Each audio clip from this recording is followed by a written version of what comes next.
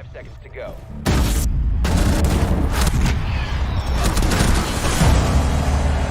you ready?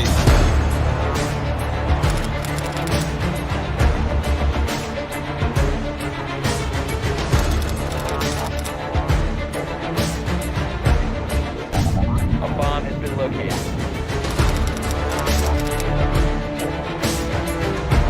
Attackers cover the bomb diffuser.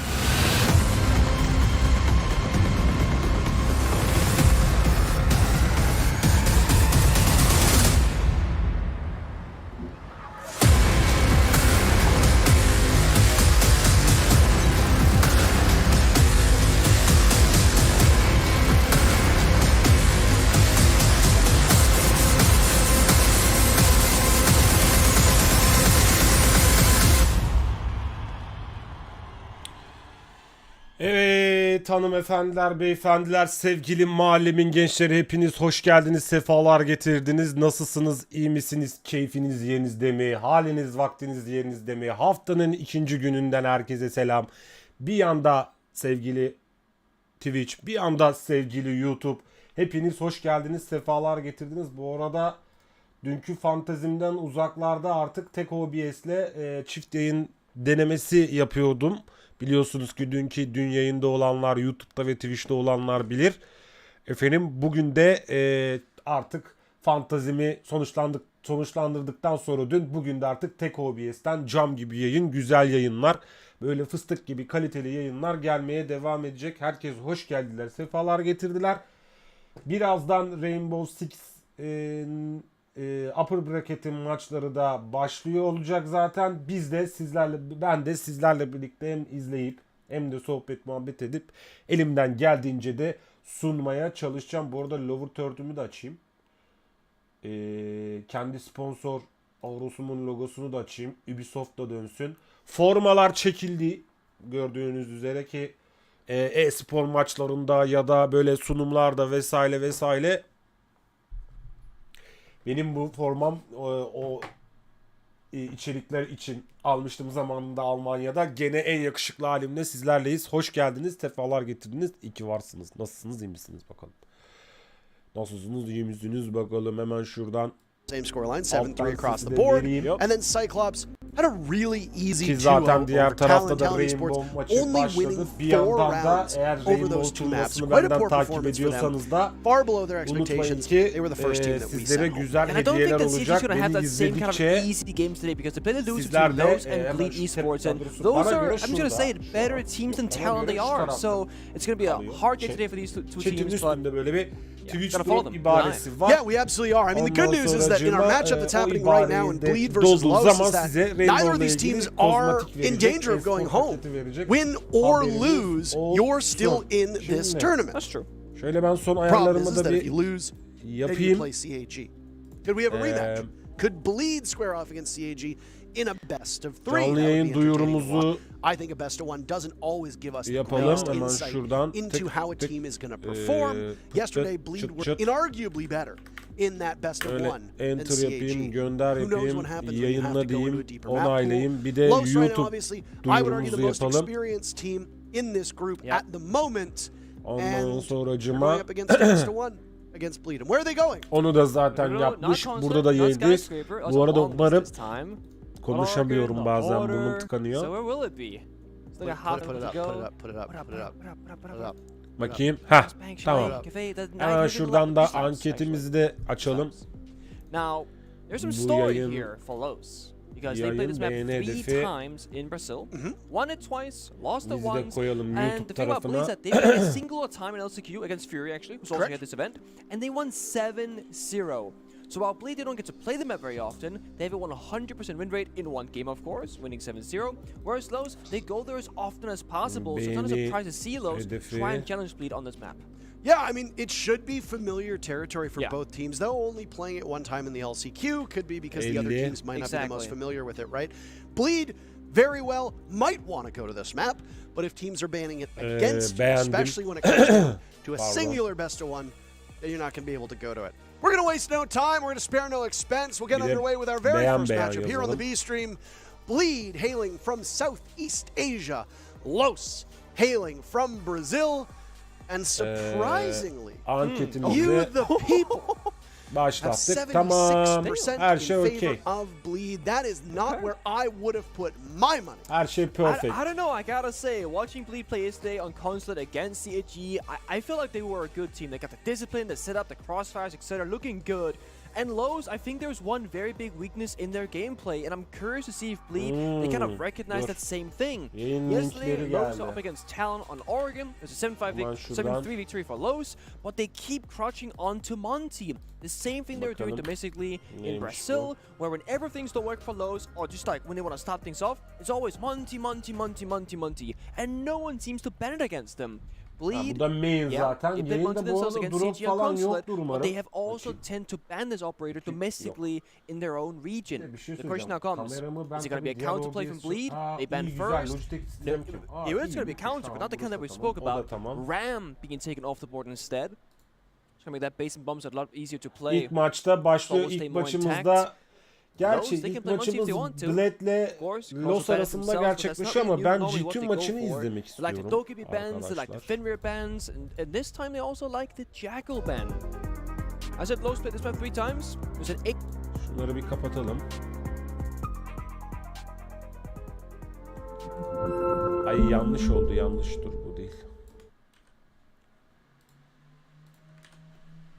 Yok bu değil. Bir dakika. Tabii çünkü ben buradan operadan açınca yayının sesi size gelmiyor oluyor. Bu da muhtemelen main 2'nin yayını. Heh. Bu da tamam. Ondan sonracığıma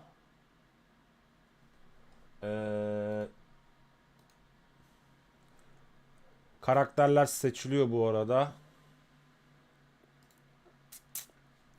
Peki bir sonraki maç Attackers need to locate and defuse as many Ah. bombs as they can. Los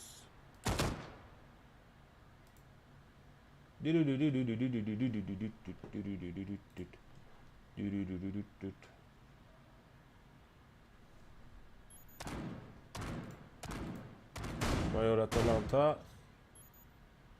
Evet, tamam. Main 1'i izliyoruz.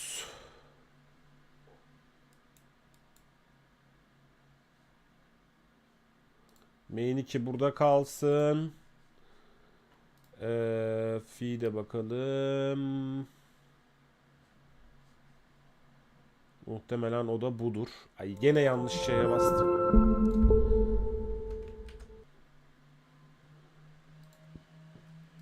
Yine tıkladım linke. Here, yeah, a little worried about the thatch, huh?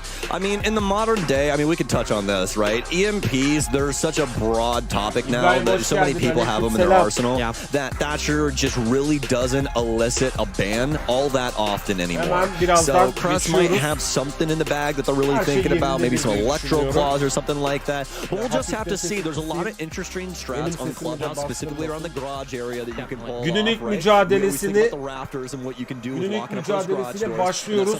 Bir tarafta Trying to assist, but actually I would argue the impact EMPs even better since they neydi actually takımların obviously isimlerini perched on the side of unutmayın. the wall.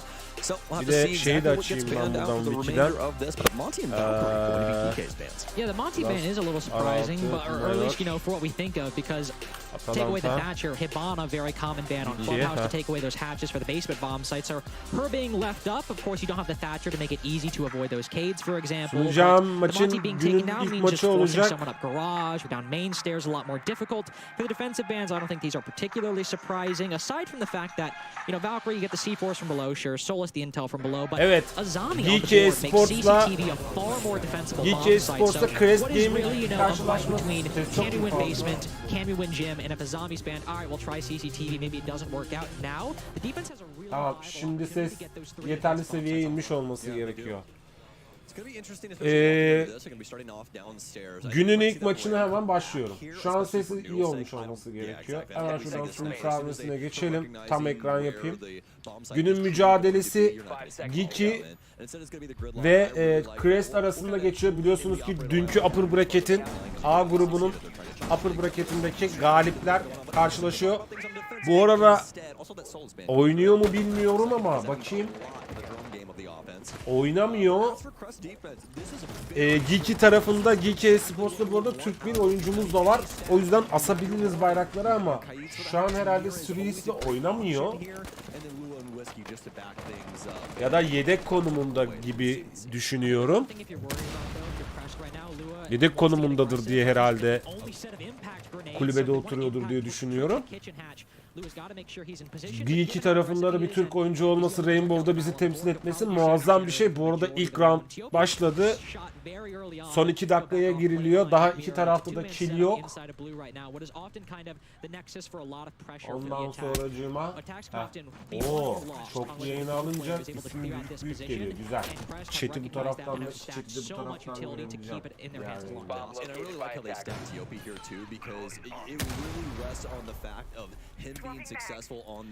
Hemen hero'lara bakıyoruz. Chris tarafında dün Whiskey bayağı maçta ilk maçında güzel performans göstererek 10 kill almıştı. Bugün de Smoke'la başlıyor günün maçına.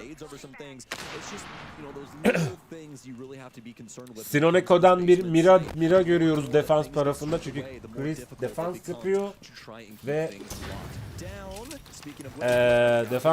ve Mira'ya avantajını kullanmak istiyor. Lua Vamai'yi almış.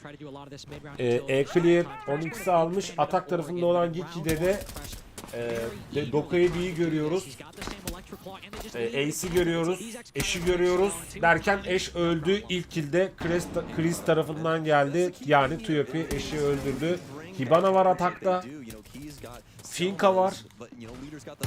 Güzel bir mücadele bizi bekliyor olacak. Tekrardan herkes hoş geldiler, sefalar getirdiler.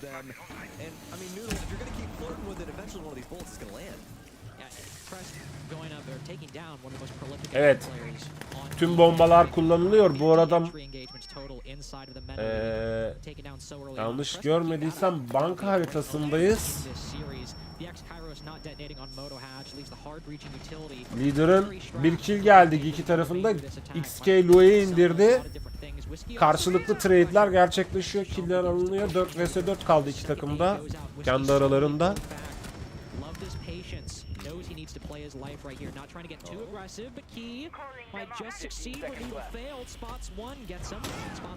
Ve bir anda Hasom double kill alarak 2 kill'le takımını ilk roundu getirecek mi bakalım. XK bu arada diffuser'ı kuruyor.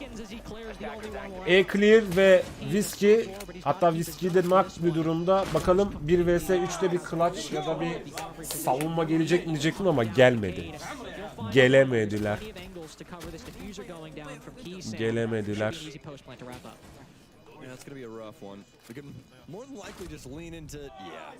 How good of a round that was and the adaptations that we saw from Geeky.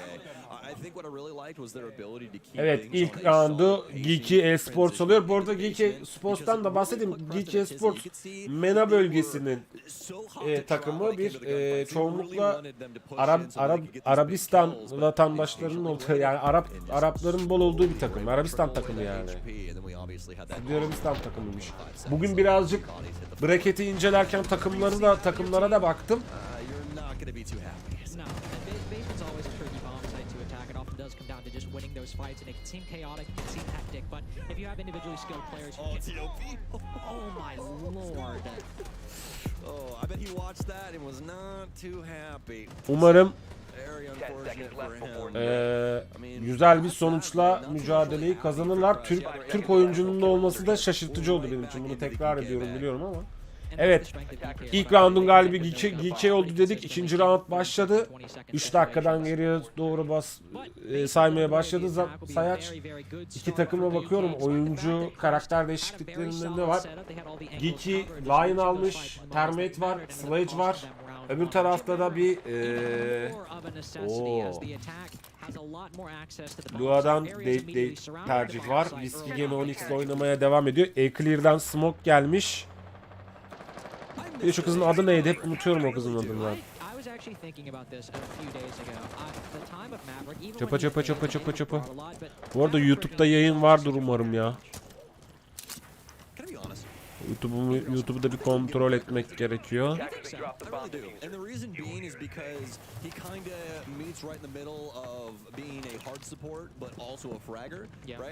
Zaten chat'i o taraftan görebiliyorum.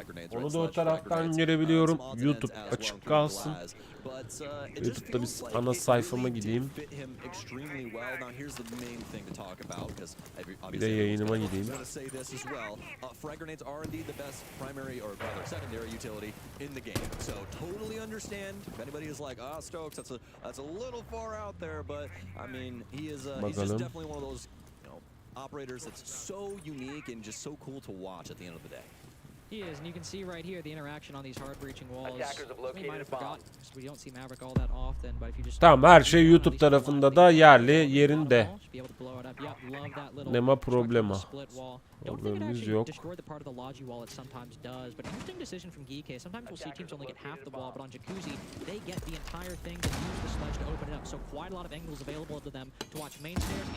Evet, şu an hala ikinci roundda son bir dakikaya girilirken bir bomba kili gelmeye çalışıyor. Bu arada Lua fark etti bomba gelince alt katta adamın düşmanın olduğunu. Whiskey XK'yi aldı. Evet, 4 vs 4 kaldı iki takımda. Ve Lua da sıkıştığı merdivende hayatını kaybetti. Bu arada Finka'dan bir heal boost geldi ama kendini kurtarmak için muhtemelen Lua's gonna go down to Trix. Trix with some great shots. Noodle as well as he literally saves himself with that adrenal surge. If he did not have that extra HP, he is. O da yeterli bir şekilde takımını kurtaramadı. Tabii zamansız bir heal boost enteresan olabilirdi. Ya da bir kurtarıcı olabilirdi. Burada şu mouse'unu ben şöyle sağ üstte alayım.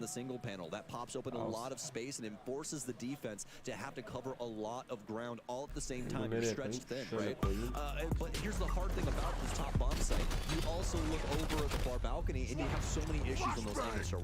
No, the rotations were really well. I mean, talking about the use of the outside balcony, I mean, you see GK hit that mid-round rotation. We've got Jacuzzi, we've got the con single, but we're not hitting the nades on main stairs, right? They're not missing. So what do we need to do? We'll keep throwing them, keep making them uncomfortable, but that'll buy time to have the guy rotate to that balcony.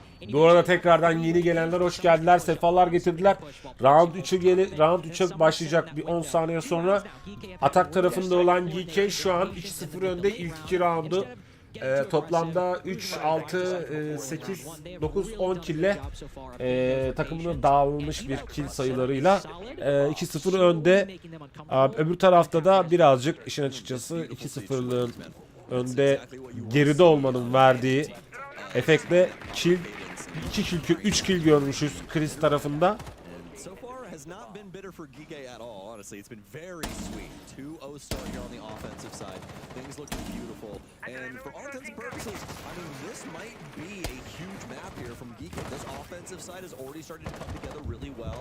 And we haven't seen too big of an adjustment here from Evet. But this is when we're going to start testing their metal. We're about to hit that full site. Nerede burası? Nerede şey yapıyorlar bombayı? A bombası Security Room. B bombası Security Room'da galiba. Yanlış görmediysem.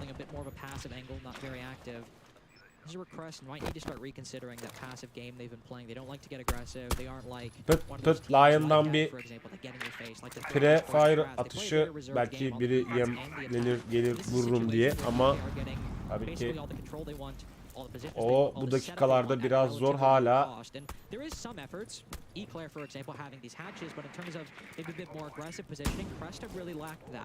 Kütahya'dan sevgiler saygılar. Ali hoş geldin. Gittin mi Kütahya'ya?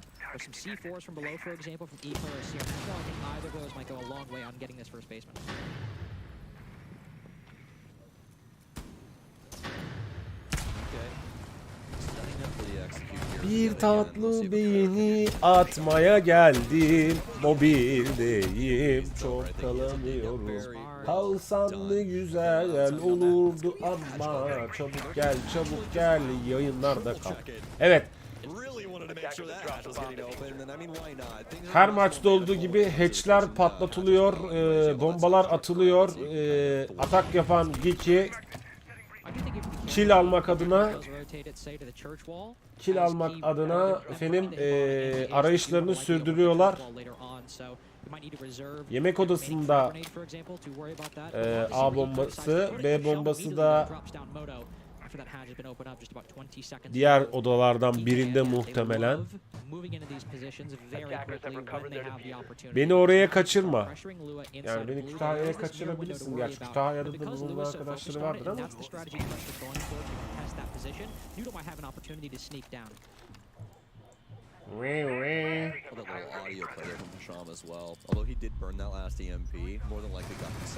Bat. Bu arada hala bir kill yok. Doki'yi bir tarafından ana telefonlarımız titriyor. 100 defa diyoruz ki Doki'ye bir arama. İlk kill Crest'ten geldi. 3 vs 3. Çok hızlı killer alınıyor bu arada. Çünkü bir yandan da bomba kırılırken ofansif bir şekilde hareket etmek istedi ve 3. round'un galibi bu hızlı ve ofansif hareketle Crest oldu. Ve durumu 2-1'e getirdi. Hemen şuradan da ben bir Google'a gireyim. Ondan sonracığıma Blast. Bir yandan Wiki'yi de açmak istiyorum. Blast Atalanta Wiki.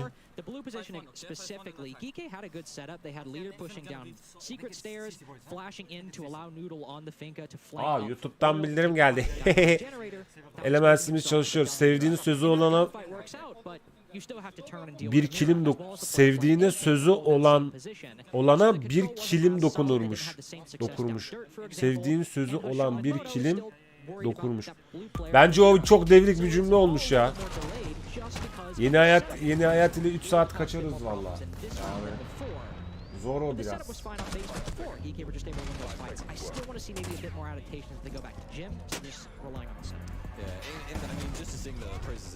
Defanstakiler defans yapan takım kazanmış diyorlar.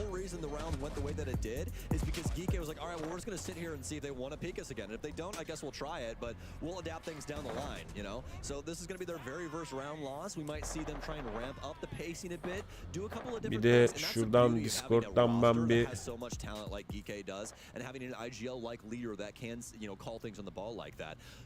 bu ne? Ne olmuş? Son bir sayfada etkinlik sayfasını bir de açabilirsem şuradan çok hoş olacak. Onu da buldum.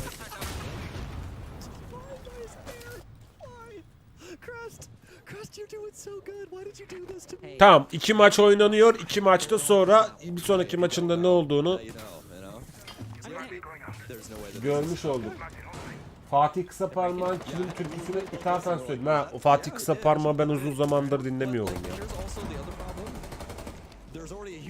Vallahi Twitch'tekiler her zaman söylüyorum. Twitch'tekiler YouTube'u, YouTube'dakiler de Twitch'i lütfen. Özellikle Twitch tarafındakiler YouTube'a gelip abone olmazsa üzülürüm. Üzülürüm. Hop bir oradayım bir burada. Bir şey söyleyeceğim. Çift yayın böyle daha mı iyi oldu sizce bu arada? Onu da sorayım da bakayım ne diyeceksiniz. Should be able to hang around here for quite some time actually. It's only about halfway through the round right now, and you can see that Crest strategy, at least as of right now, minus Zernico going down, is working. They've forced them to adjust. İşte artık tek bir OBS'ten 2 yayın verebiliyorum ve mutluyum yani bu konuda. Bir sonraki yayında da kaliteyi arttırırım. Size şu an gerçi Twitch'te galiba 1080p yok. Niye yok onu anlamış değilim ama. Evet bu arada 4. round devam ederken Geeky killleri almaya devam ediyor. Whiskey'den bir ekstra kill gördük. Smoke'la bir anda iki roundu kendilerine çevirdi. Chris tarafı. Whiskey gitti. Eclair'de TR League'de aldı. TR League'de aldı muhtemelen. TR ya da.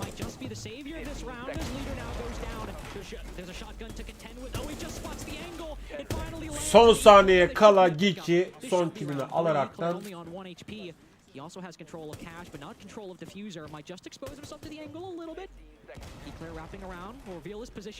Dördüncü roundu da kazanmış oldu. 3-1 öne geçti Geeky.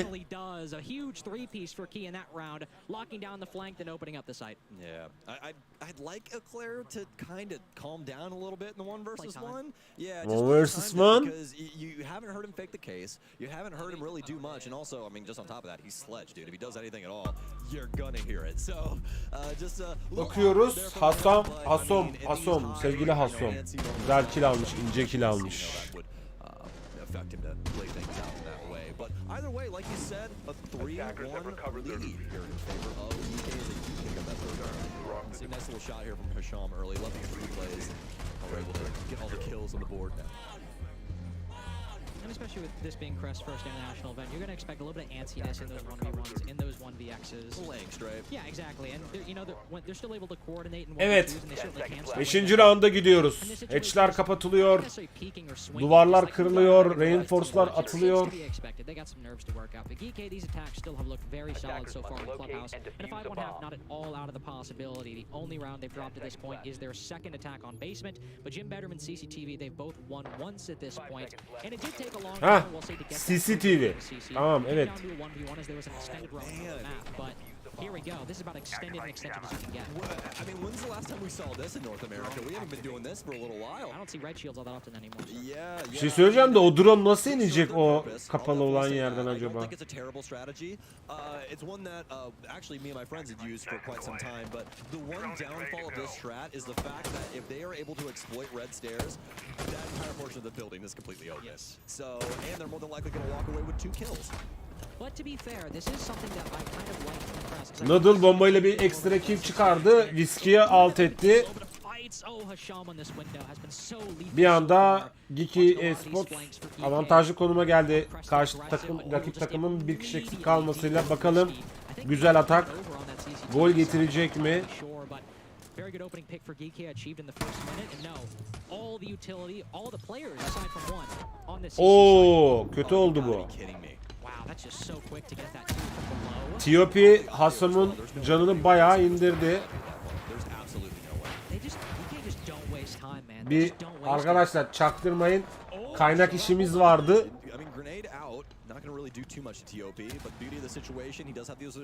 Arada onu round esnasında onu da hallediyoruz arada.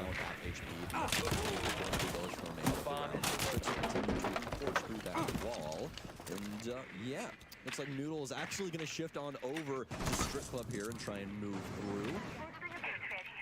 And get some clearance here. That passport check. So clean things out here on the jacuzzi side. Some easy sledge work to open things up. Hasam'ın tabi canı birazcık azdı. Toparladı. Finka'nın verdiği heal boost'la. Blue's definitely been the main guy on Crest so far to try and get these points, and hasn't really been successful so far, 0-4, but as a whole for Geek, they are being stalled. They got that early pick onto Whiskey, but the utility for Crest is doing a lot of the work, especially that Azami on Khan. Hasham been on this window pretty much the entire round, and yet to find anything. Tiopi with a big pick, not a second one though, as Leader's able to trade on the balcony. Lua down below though finally. Bir bomba daha geldi, bir bomba kili daha geldi. Geeky Espor'dan. XK ekstra kill çıkardı. Bir Lua'dan da double kill geliyor bu arada. Çift bombayla. Bir C4, bir grenade'le. Bakalım. Kurulu olan bombayı koruyabilecek mi? Geeky ve korudu. Bir kili, bir roundu daha hanesine yazdırmış oldu bu şekilde, bu vesileyle. Nice. Easy headshot. Now can focus on the main stairs position as Lua moves in for the kill. This should be an easy round with the intel. Clinical 1v2 backed by the intelligence to send GK forward. Fazladan. The drone work there was masterful. And might have exposed it earlier that they may have actually had a drone there in logistics that entire time that we just didn't see the ping from. Aa tamam, böyle olsun daha iyi. It's so wild how quickly GK are able to put Tabii birkaç saniye genç geliyor ama. Main one, şu main one'ı durdurayım hadi. It's really truly impressive that they're able to do this, and I mean now across two different maps that we've seen for GK. And it's really everyone as well. I mean, there's not really one player on GK where I look at them and I'm like, what are you doing? Honestly, the one guy on this team who I would say not that often, but even the most where I'm like, what's going on is güzel bomba kili ya. Şu bomba killeri. Clear'e bak, aldığı kile bak. Çok kötü bir hata yapmış ya. Geeky Espor. Yani orada kapıyı kontrol etmesi lazım. Yani arkadan gelen tehdidi şey yapması lazım. Kontrol edilmesi lazım. Yani hiç Rush'ı hatırlamak lazım Rainbow Six'te. Ne Rush'ıydı onun adını unuttum, Kerim'in adını.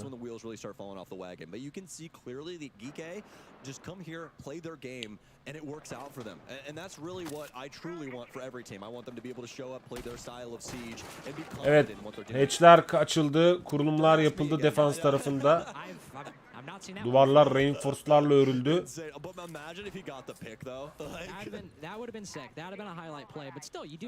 Noodle. Baklı oyuncu, Bakı almış oynuyor. You just freed up a bit more utility, unfortunately, by having that hatched off. But could have been a cool play. That had gone on Twitter if it happened, but fortunately it won't. We also have the Grim on the board from Hisham, by the way. Haven't really seen Grim on Clubhouse. Geeky Espor bombanın yerini buldu. Maybe flood Blue with those Bs. Find intel. Blue as well as AK. AK is a really good spot. You know, you can also do dummy box back here. There's a bunch of different spots that you can kind of use. So, 1,5 dakikaya doğru gidilirken whenever you get, caught in Grim, it's kind of like the same thing as in, EE1. You're kind of risking things, right? So, have to see how it goes. Hisham in here from dirt. See how many EMPs we're going to use this time around, and we're going to go for it again, waiting things out. Yakalanmamak adına ve düşmemek adına. And it works out. They stop the Cade quad trick a second time. Press not having a lot in their bag of tricks, but thankfully Whiskey's got enough bullets. Bir tık geri kaçtı. Orada bir fight güzel görünürdü ya. Güzel bir fight olurdu. Dirt certainly one of them, likely AKs later on, but it's working out beautifully so far. A quick triple pump from Whiskey. And a smoke canister to finish it off as Geek's flood through dirt completely stopped at the door. Yeah, this has definitely been the least put together round that we've seen out of Geek so far. And it's mostly because they really didn't have a angle minus Key. Key's the one there to try and hold things down so the rotation can come out from AK and that kind of stuff. Tavanları ya da yerleri dövmeye başladı. Bu arada 2 kayıp veren Geek'i var şu an. Son 40 saniyeye gidiyoruz.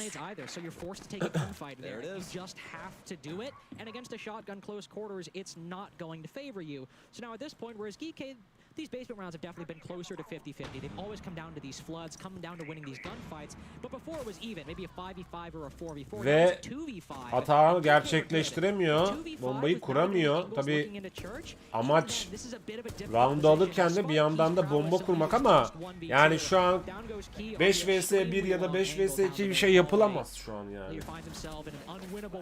Bunu söyleyeyim ki zaten defans yapan takım da round'u kazandı. Hanesine bir puan daha yazdırdı. Highlight reel from the smoke inside of dirt. Masterclass on how to handle that position and also utilize all of your utility at once, right? He's sending so many shots with that M590, also while throwing down the toxic babes. It looks so sick. Oh, let's even the odds. Yeah, excellent play from Whiskey in dirt, as he really didn't have to think or really do all that much. He's like, my job is hold this close angle with the shotgun.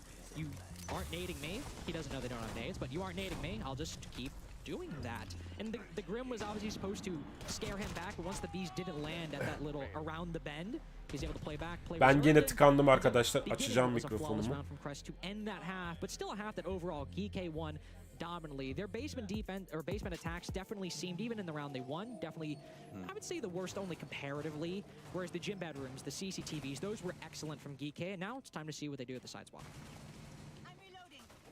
Yeah, for Crest, definitely a round that they're going to be very, very happy about. For Geeke, I think the only thing that really stood out to me on that was just the setup there for Grim. It just doesn't really feel like the location that you would want him to try and push into, especially with just how the standard setup of basement goes, like we were talking about, right? You have that smoke there, usually have somebody over on Dummy's box, maybe somebody deep inside of, you know, Armory. That just really tends to be on a 50-50 kind of thing.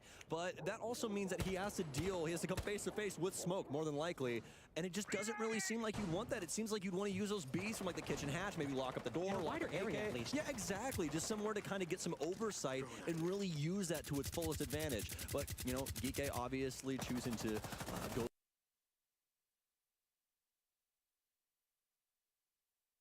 ...1080p 60 FPS almayı unutmuşum. Onu da alalım. Sıkıntı yaşamayalım. Da. Niye böyle oldu? Şöyle yapayım.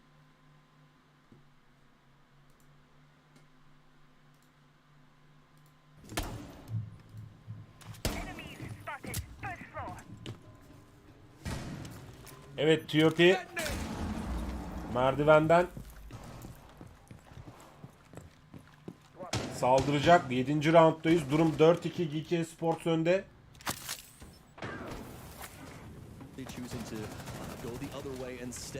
Yine bir kaynak çalışması var burada.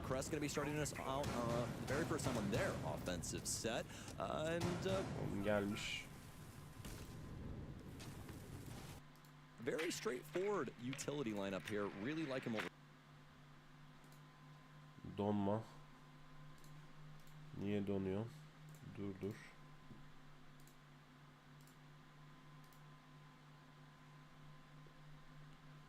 Sayfayı bir yenileyelim.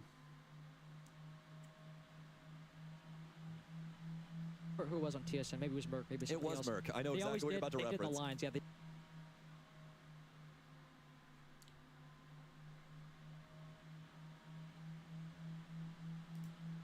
Down key kapatayım. Neyse.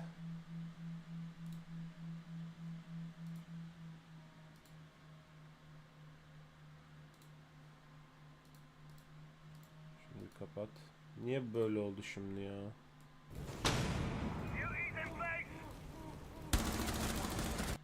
İnternet yetmiyor. İnternetim niye yetmiyor?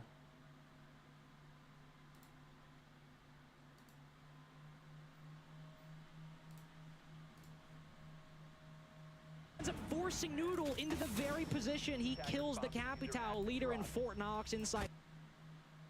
Allah Allah. Çünkü neden? Download yapıyor Steam. Allah cezanı versin Steam. Heh.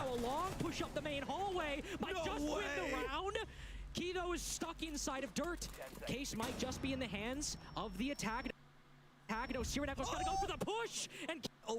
Birazcık roundu kaçırdık ama olsun o kadar. Tamam. Şimdi oldu. Download olmamalı.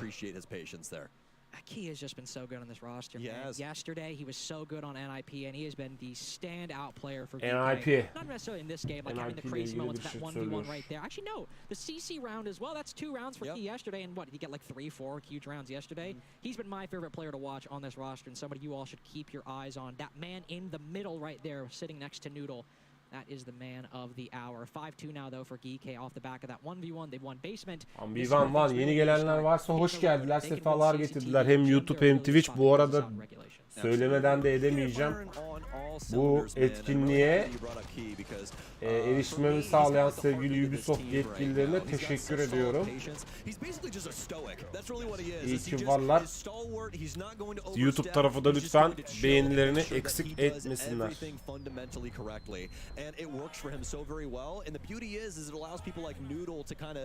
Abone olmayı, yorum yapmayı, bildirim çarklarını açmayı unutmayın. Sponsorumuz bir samimiyetle bizi izliyormuş. Evet, kaldığımız yerden devam ediyoruz o zaman. 8. rounddayız. 5-2 GK Sport'un üstünlüğü var. Bu arada killere bir bak. Oo! Noodle hızlı bir hareketle Christie bir kişi eksik bıraktı. Spam pick'i unutmamamız gerektiğini bize bir kez daha kanıtlamış oldu bu arada.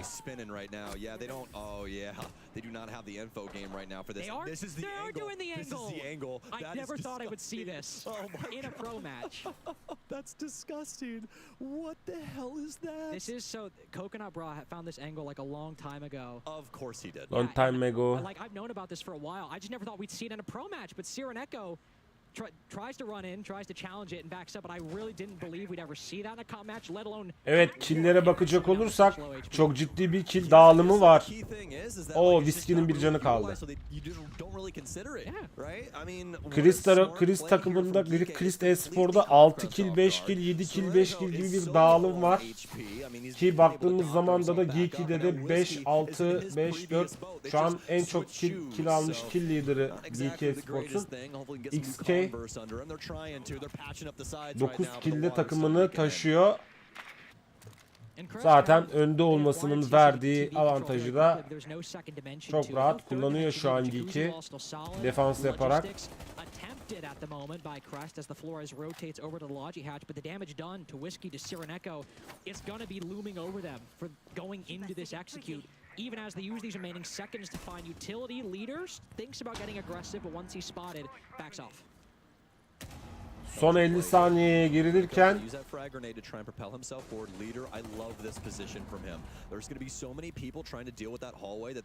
oh! Leader bu arada güzel bir double kill aldı. Bu arada Diffuser'da düştü. O inceden Whiskey rakibini nakladı ama gene arkadaki camdan damage'i yedi kendileri yani. Yedi yani. Yedi. From being our first team to qualify, or at least qualify via the play-ins to the Swiss stage, as 8 teams are already there, but they will be team number 9, and from the MENA region as well. And we were talking about how this team would match up the Falcons, their previous MENA representative at the Copenhagen Major. And dare I say, obviously, their game against NIP yesterday, played Crest today. I have to say, Geeky might even just be a little bit. Ve bir puanı daha, bir roundu daha hanesine yazdırdı. A lot more crazier moments in terms of like huge frags from Joker or Valentino. But it's been such a clean game from GK. You know what it is? Oğuzkan hoş geldin. Selam. Say it. Is it the boy? It's the European. That's exactly the what boy it is. leader. Leader is in there, and he's putting that European blood right into the MENA region. I think listen, I think to a certain extent, I certainly agree that leader calling this team is helping quite a bit. But the individual play, I mean, when Key is alone in those moments, he's getting intel from his team, and I'm sure leader is helping. Naber Özkan, iyi misin? Yalnız güzel bir spawn kill geldi ya. Oo, Trilix'ten güzel bir ince kill, double kill. Ali GK Sports biraz dersine çalışmış gibi duruyor şu an. already kind of had these natural tendencies, right? I think just spending time with a leader and discussing his thought process in the game and kind of how EU works and that kind of stuff, I think they just doubled down on that mentality. Droplarımız enable. Evet. Maç sayısına gidiyor. Son round olabilir Geeky için. 10. rounddayız. 9. rounddayız hala hatta. 10. da değil, birazdan 9. round başlayacak. Çok kritik. And then you're like, do I check the basement? Nah, I won't. Oh, great. There's a cab down there. Awesome. Sit. Oh, so the round's over already? Oh, okay. Okay, cool. Hemen hero'lara bakıyoruz. Geeky tarafında defansta Onyx var, Legion var, Mira var. Atak tarafında Maverick var. Eclair'de Zofia var. Gene bir spawn kill geldi. Geeky tarafından Noodle Srenko'yu spawn kill'le aldı neredeyse. Yani bir noktada Geeky demişler ki kritik hamlelerle oynatmayalım karşı takımı.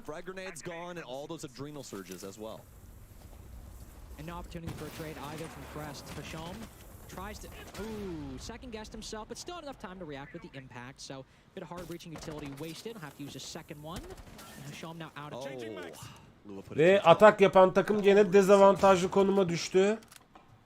Is he out as well? No, he's got one more. But still the waste coming out from Geeky to stop those Selma charges. Impressive so far. Yeah, most definitely. They do have a Claire, but the problem is now is that there's already a hole in the wall. So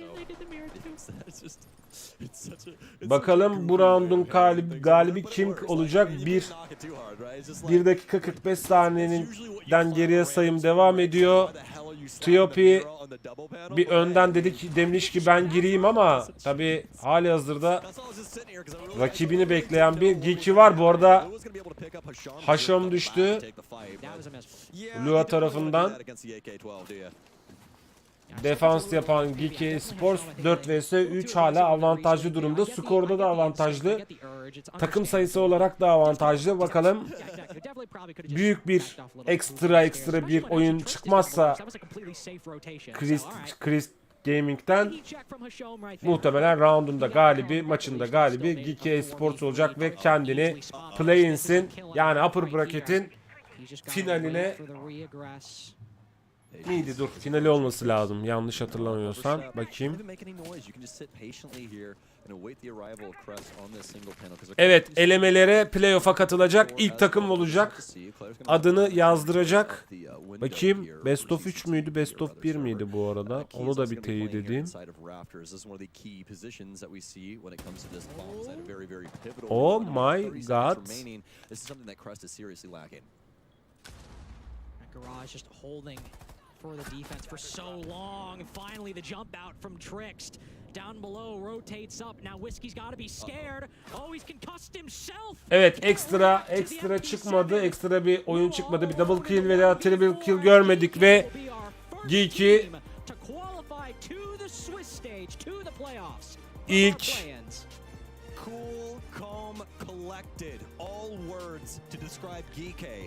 playoff'a giden ilk takım oluyor.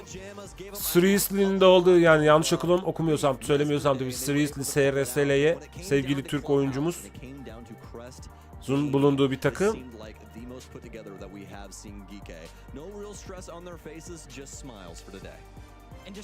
Kendini playoff'a yazdırdı ve önümüzdeki 3 Kasım'la 7 Kasım arasında oynanılacak playoff mücadelesinin ilk takımı oldu. Bakalım şöyle bir playoff'a geçelim. Qualifying to the Swiss as well, depending on who wins that Dark Zero G2 game. And those teams are obviously going to be taken seriously because of their reputation. But when you're looking at the teams from MENA, from Japan, that could... Tamam, doğru söylüyorum. Playoff'un ilk takımı oluyor kendileri. Şimdiden tebrik ediyoruz. Geeky Esports'u. Şimdi sıradaki maçımız Hemen bir introya. Abi ne turnuvası? Zibak hoş geldin. Rainbow Six turnuvası Zibak. Tom Clancy Rainbow Six Siege'in turnuvası. $750.000 bir turnuva bu arada bu.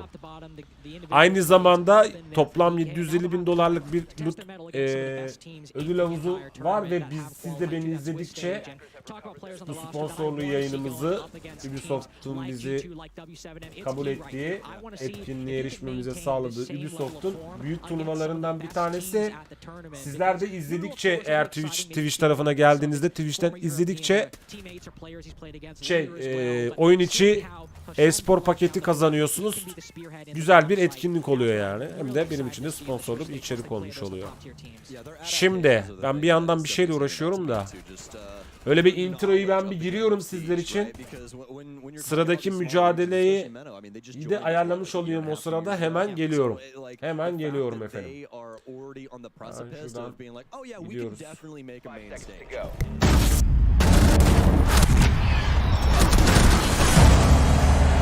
Are you ready?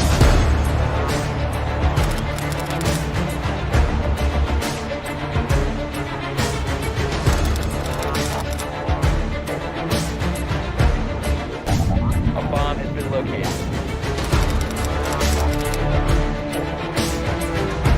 Attackers cover the bomb diffuser.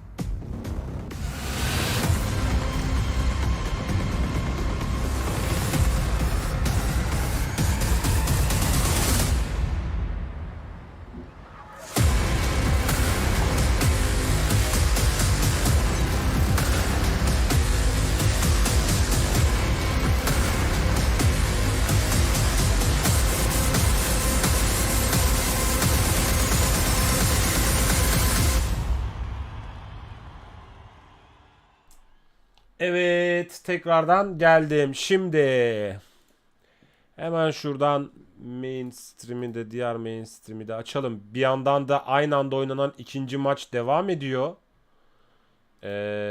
Hemen ona çevireceğim kameralarımızı, ekranımızı. Şu an bir yandan da şöyle ekrana, tabii şuradan vereyim, durun. Çevireyim kendimi bir sunum sahnemize. Şimdi bakın. Neredeydi o? Şöyle yapayım. Diyeyim ki Rainbow nerede?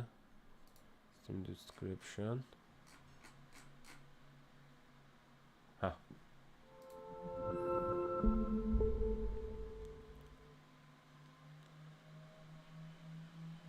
Açıl.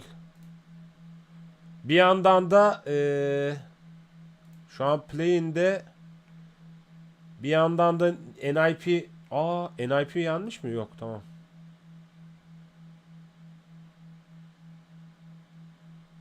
Lan ne çabuk bitti maç. De oynanıyordu. Bleed Esports'ta Lost mücadelesi vardı. Muhtemelen o da bitti şu an. Bakayım. 6-4 maç sayısı. Hemen ekranları oraya çeviriyorum. Bakayım. Eğer geçmediyse. En azından son maçımızı, aynı anda oynanan diğer maçı and capitalize before Reaps can really do too much. Logan hops on back over and should be retrievable, but you're next to a soft wall. That's always a scary predicament. Nasıl yani Down goes Dot, so the Monty now having some influence. Mute Jammer stopping himself from going off. Utility work from Bleed has not been as good as it could be, in large part because it's been thwarted by Lowe's. 4v4 with half the round still left to play. Anlamadım ne demek istediğini. Cameraman coming up, taking out Hoven. Now it's Turdset to engage. a bunch of damage. 2 players from Los now in this position. Both Maya and Cameraman as Mentalist walks in, giving his position away. They'll challenge the head as down goes Turrets. The Mentalist is gone as well. Okay. And Aspi dies, giving Los Ve a Los'ta victory. They're on maç to sayısını phase alaraktan 2. That's all they needed. Yeah. Upper Bracket'in playoff'a katılan ikinci takımı oluyor. But Los did look like the better team, and that's the thing in best of ones. A couple of rounds go your way, and you look at yourself being the victor. The thing is, the losers of this matchup, Bleed in this case, they're not going home. Onto lower bracket, they got a best of 3 later today against CAG. So it will be a rematch.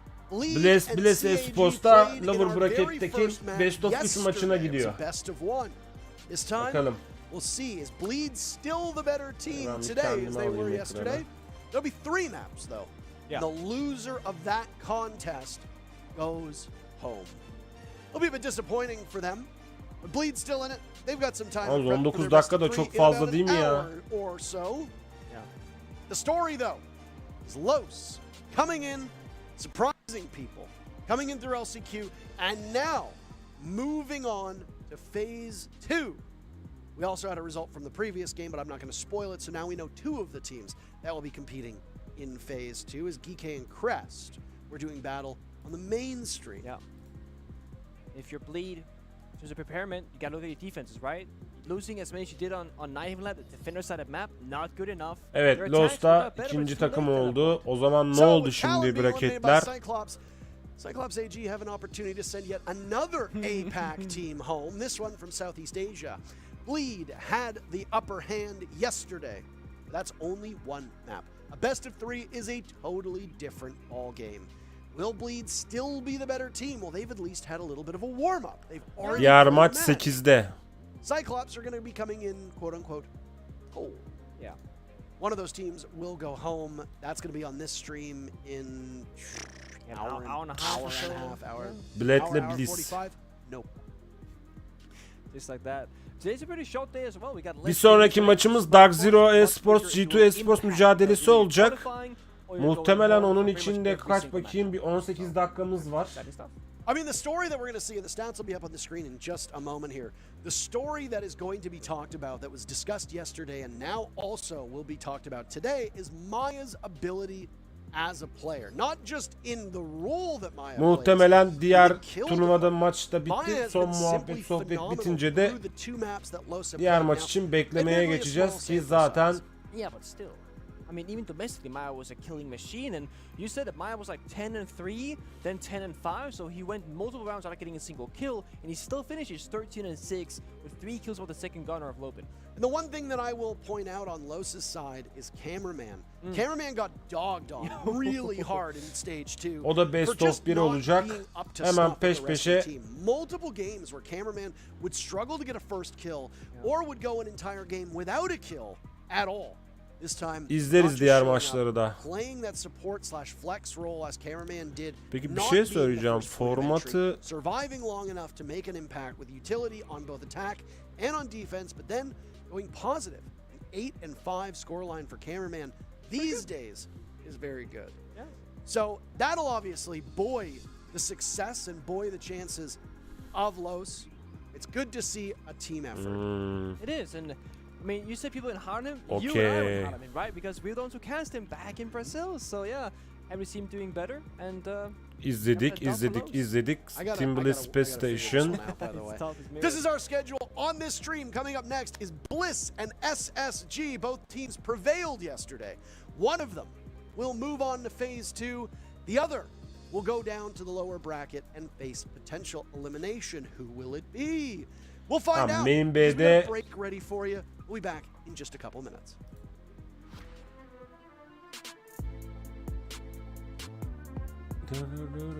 Tamam.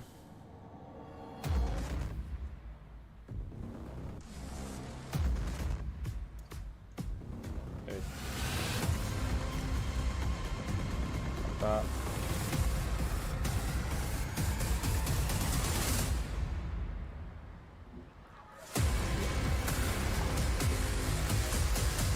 benim de geçirdiğim trailer'ı veriyorlar.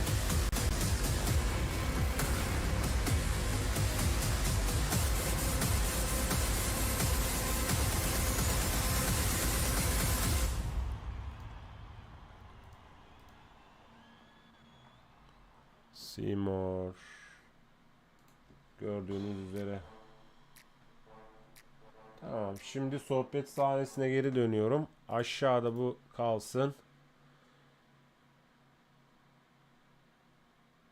Dark Zero vs G2 mücadelesi için beklemeye geçelim. Hatta ben de size şöyle ekranı vereyim. 15 dakikamız var. Çaylarınızı, kahvelerinizi, ayranlarınızı tazeleyin. Ben de bir ayna suluğu alamadım. Onları alayım. Geliyorum hemen.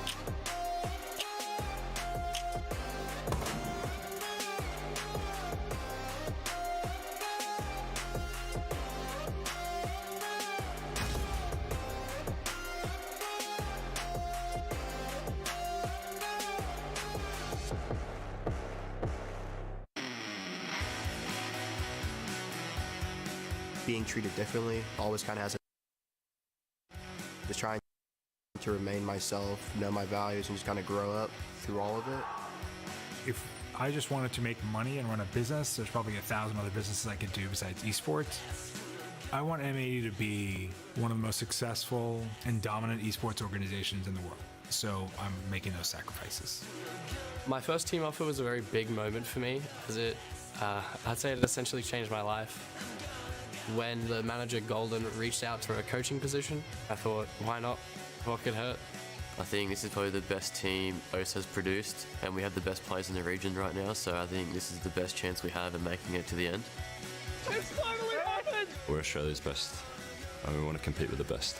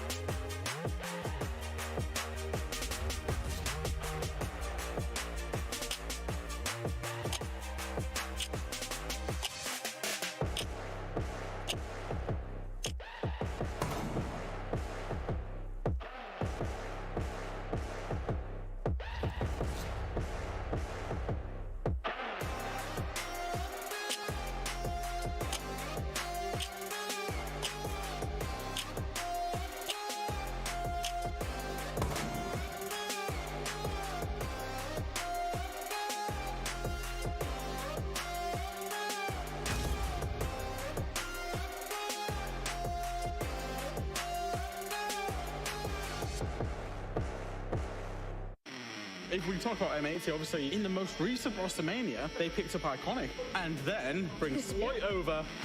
Sometimes you have to let go of players that you care a lot about. It's the result of all the things that we put into it is the winning. That's what you get at the end. Living with each other is probably one of the best experiences of my life. We're like a big family. Those guys are my best friends. I joined this roster because of one reason, and that's winning. You just gotta take their soul, like you just gotta destroy them. Top it. Go! Come on! No matter what team you are, no matter how good you have been, if you're not good in the present, you will lose everything. This is Rainbow Six at its best! It's definitely better to let the play do the talking, but yeah, tend to stay clear of the people that have big egos.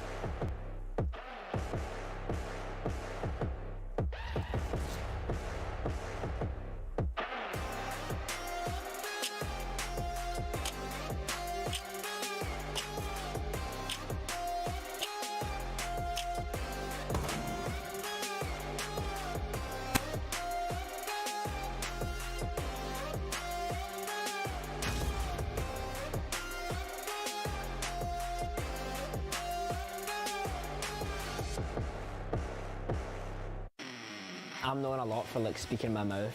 We always shout at the enemy team, try and make people feel awkward. It's pretty evil when you think about it. Every team at this event fear us.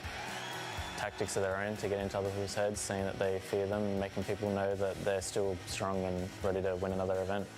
I try not to hold on to revenge too much the past. If we were to play them again, it would just be like just that urge of competitiveness to beat them. Definitely don't fear any teams, and I really don't see why G2 would be any different. Don't we rightfully have an ego? You're coming into the most achieved team that this game has ever seen. Yeah, you should have an ego. You gotta respect your opponents. Everyone up here is really good. I'm definitely not gonna let that change the way I'm thinking and the way I'm playing. I'm trying to get people to have a good time, keep energy up, because in the end, energy carries everything into winning.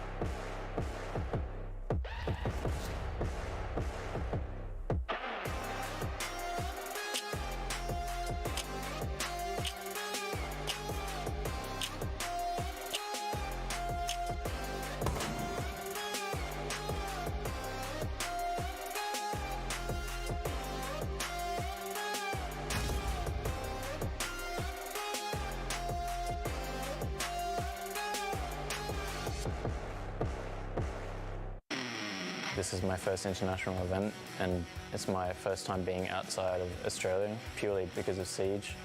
It's going to be a lot of mental work and focus put into keep on pushing forward. We know our potential, we know what we are capable of. We have like no doubt that we can win again. We just have to prove to everyone else. It's more about bringing in the right culture than it is me telling them how to play the game. I don't tell them what to do in that way because they know it better than I do. I've been working on myself, I've been working on my mental every day. Win or lose, we're still going to be there, we're still going to play for fun. The opponents could definitely take the title from us, like, without a doubt in my mind. So I would probably be more worried if I wasn't nervous. The past is the past, but in the moment you have everything you need to do to be better.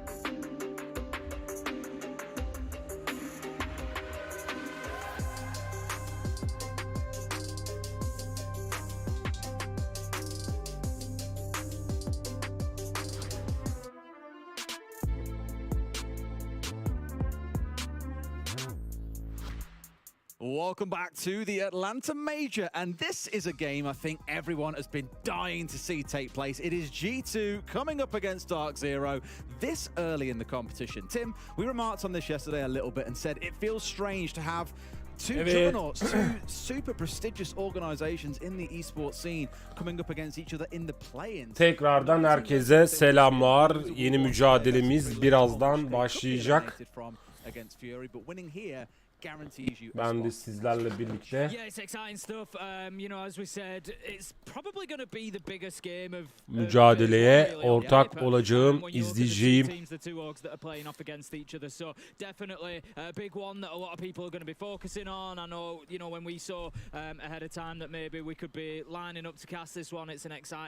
Dark Zero G2 Esports maçını bakalım kimler kazanacak. Yapping. Let's take a look at the Six Invitational graphic. Just as a reminder, both of these two teams have already qualified. So although this has been a big theme so far, looking at how the teams are doing, what they need to do to make it into SI, these two already there. So it's not really a concern. At this point, it's G2'da merak ediyorum. And getting qualified now, so you haven't got to go into that best of 3 against Fury later. Volves e-sport takımından şu turnuvada 2 kişi, 2 takım çok hızlı oyun oynadı. Dünden beri sunmaya çalışıyorum ve sizlerle birlikte izlemeye çalışıyorum. Biri Volves takımı oldu, biri de G2 oldu. Hatta G2 oynadığı ofansif oyunla çok ciddi derecede Fury'yi birazcık sildi diyebiliriz ve 7-3 galip gelerek upper bracket'te kendini finale yazdırdı. Adını finale yazdırdı. Aynı oyunu bakalım Dark Zero Esports'a karşı gösterebilecek mi? O yüzden işin açıkçası G2 Esports'u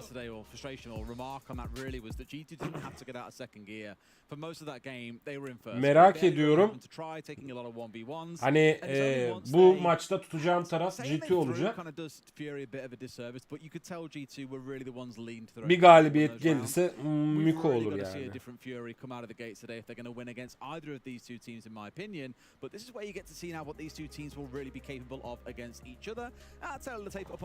You as well, just so you can see how the records stand for these two teams. As a reminder, that's 7-1 for DZ, that's wins, and then overtime wins. 2 and 4 is overtime losses and then regulation losses. There's lots of expectation that these will be the two teams getting out of this group today.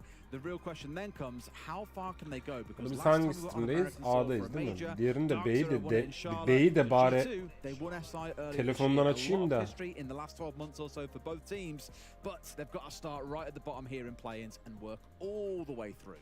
Yeah, for me, they O both tarafta teams, maç olur, they maçın can do son it. durumuna da Absolutely, we bakmış know oluruz. that. But sometimes you just look and think, what's going on there then? And they just have those moments. Both of them seem to do it. So I'm kind of hoping that, you know, we get the best version of both of them showing up today and have a hell of a game, really. It's that classic, like, post-event win curse.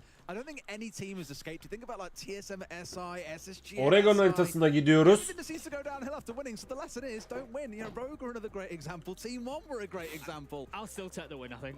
You'll always take the win in the trophy. Kalet absolutely. banlanmış, But it needs to be Skyscraper simple. banlanmış, Border banlanmış, Night Heaven banlanmış, Bank banlanmış, Consulate banlanmış, Clubhouse banlanmış, Kafe banlanmış ve Oregon mücadelesinde benim sevdiğimde bir haritaya gidiyoruz şu an. Honestly, I still haven't got rid of all the makeup.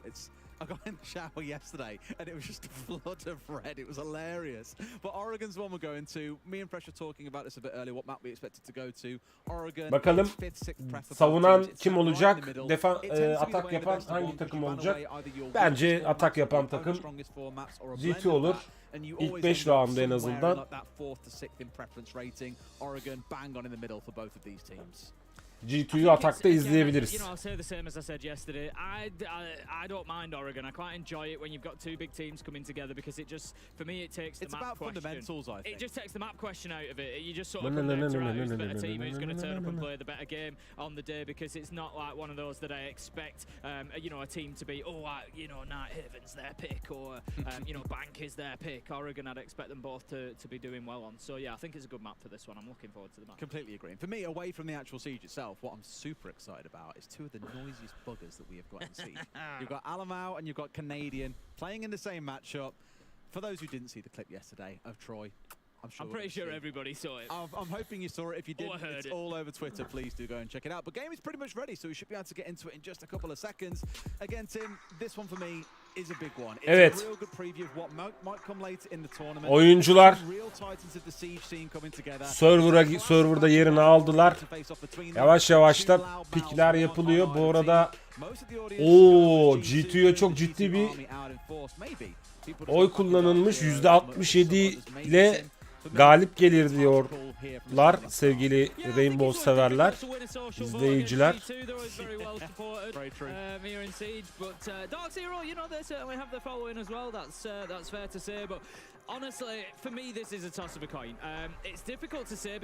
Ve bir tarafta Benya Master, Virtue, Alem 40, Elim 40, Alem 40, Elim 40, Uno, Dokisan, diğer tarafta NGR, Pambazo, Canadian, Gaveni ve Rice var. Banları görüyorsunuz şu an ekranda. G2 ilk banladığı hero Grim oldu. Şimdi Dark Zero 2 tane üst üste karakter banlayacak. Doka'ya bir gitti.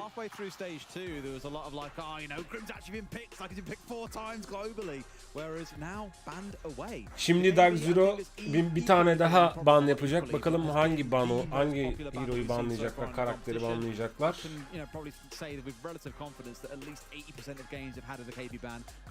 Azami'yi banlandılar.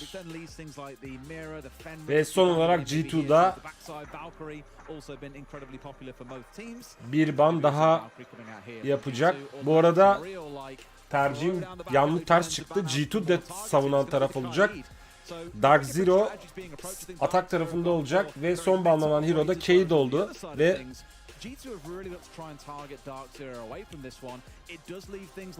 alanın roundların 10'unu da ya da üstün bir round sayısıyla kazanan taraf adını gene playoff'a yazdırıyor olacak. Ve Tufan hoş geldin.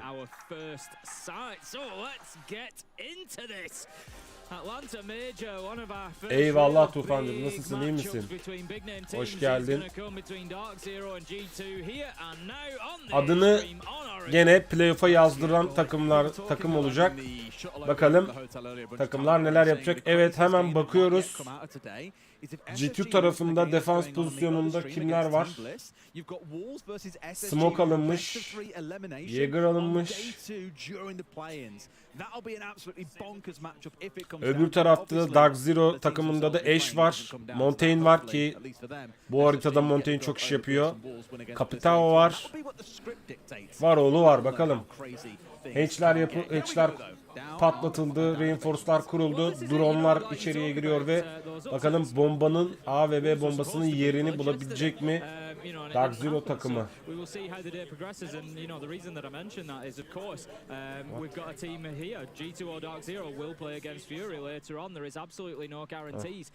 Reji, iç sesi de mikrofon sesini de veriyorsun. İlk kill bu arada G2'dan geldi.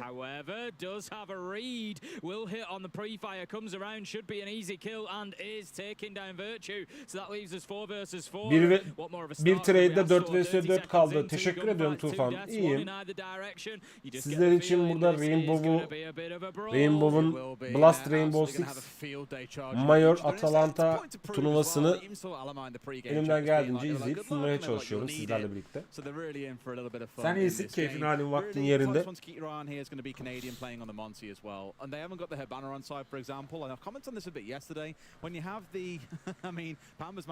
Bir de Pambazo'dan double kill geldi bu arada. Bir anda 3 vs 3 kaldılar. Pambazo'nun canı ne kadar %50'nin altında olsa da en azından katkısını sağladı. Tamam, mikrofon seslerini vermeyin.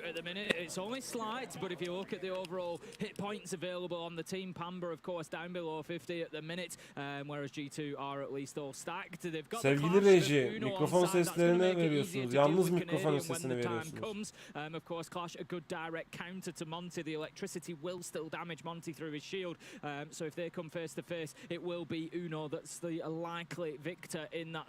Dark Zero bombanın yerini buldu. Son 50 saniyeye girilirken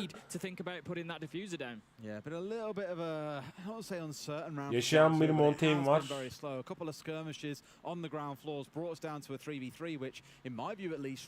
Ve nereden baksanız A bombasının başında şu an kimse yok.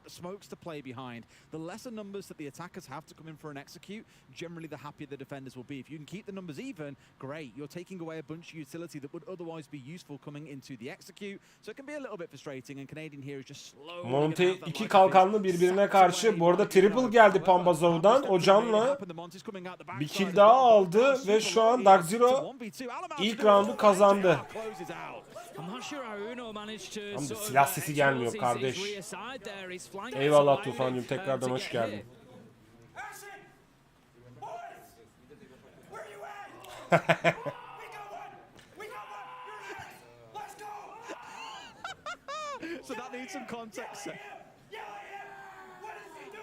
Şu an psikolojiyi oynuyor Dark Zero takımı.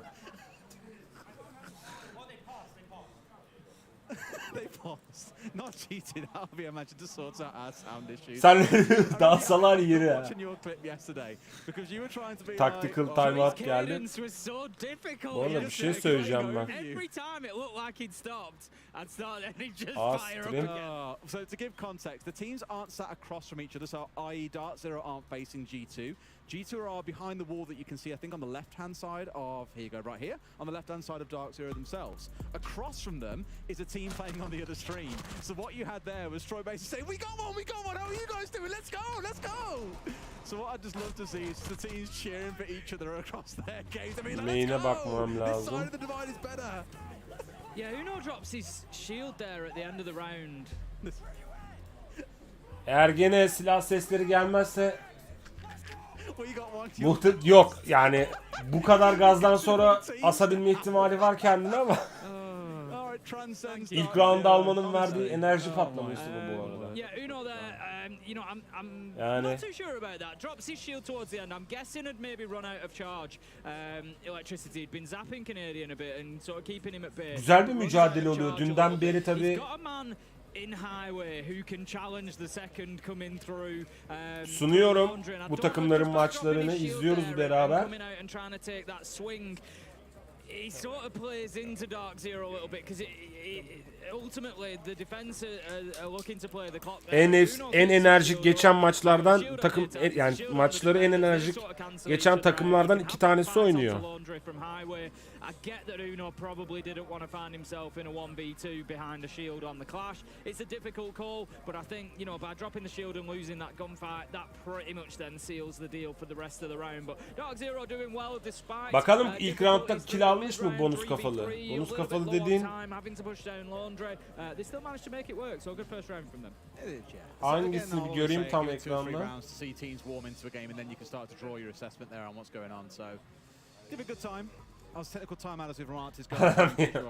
Adamlar yatıyorlar kalkıyorlar, Rainbow Six'e yatıyorlar kalkıyorlar. O kadar olsun Tufan.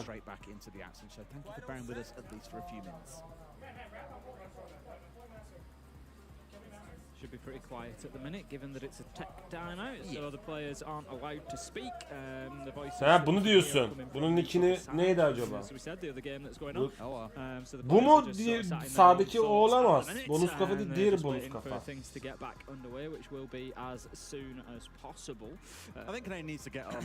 Şu an kadrajda olan değil mi? Az önce kadraja geçti. Bir önceki olması lazım. Siyah saçlı böyle önlü kapalı gözleri bile kapanmış saçtan. Öyle bitirmeyelim. Tamam. I understand. I think it sets us up for a fantastic remainder to this match, to be honest. I think if that's the pace that we're looking at, those one for one sort of trades going through and a close finish 2v2 at the end, coming down to the last couple of kills, I think we're in for a bit of a treat. I understand Tufan. Time will tell. What else you got to look forward to today, Tim? We've got a best of 3 later. All sorts. We've got the loser of this versus GK was a nice upset. GK is now qualified through to phase 2. So love to see that. We've got 4 more teams to go home. I guarantee in those 4 names, there's going to be at least one big name. Yes.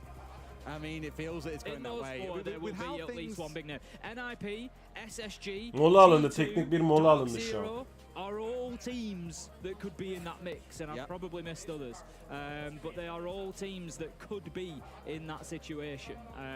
So for me, I feel like to think every one of them escape unscathed. Muhtemelen arkada zaten deminden beri duyuyoruz. Oyuncu seslerinin mikrofonlarını yayına veriyorlar. Reji bir oyuncu sesi veremedi. I'm just happy person the loss got through. My boys, the underdogs. Yep, job done for them. They've done well so far. Bias caster. As I said, you know, cameraman coming in did exactly the same at MIBR. I'm not putting it all onto cameraman. There's a full team there, and they've all done fantastically well. But yeah, for me, I think they just seem to have galvanized after missing Copenhagen, and they've come back and they're looking pretty good. Kaç saniye He's trying to get something going. Look, he's trying. There he can't help himself, can it? You know that. Bayağı geriden geliyormuş. To help himself. Okay, Carl.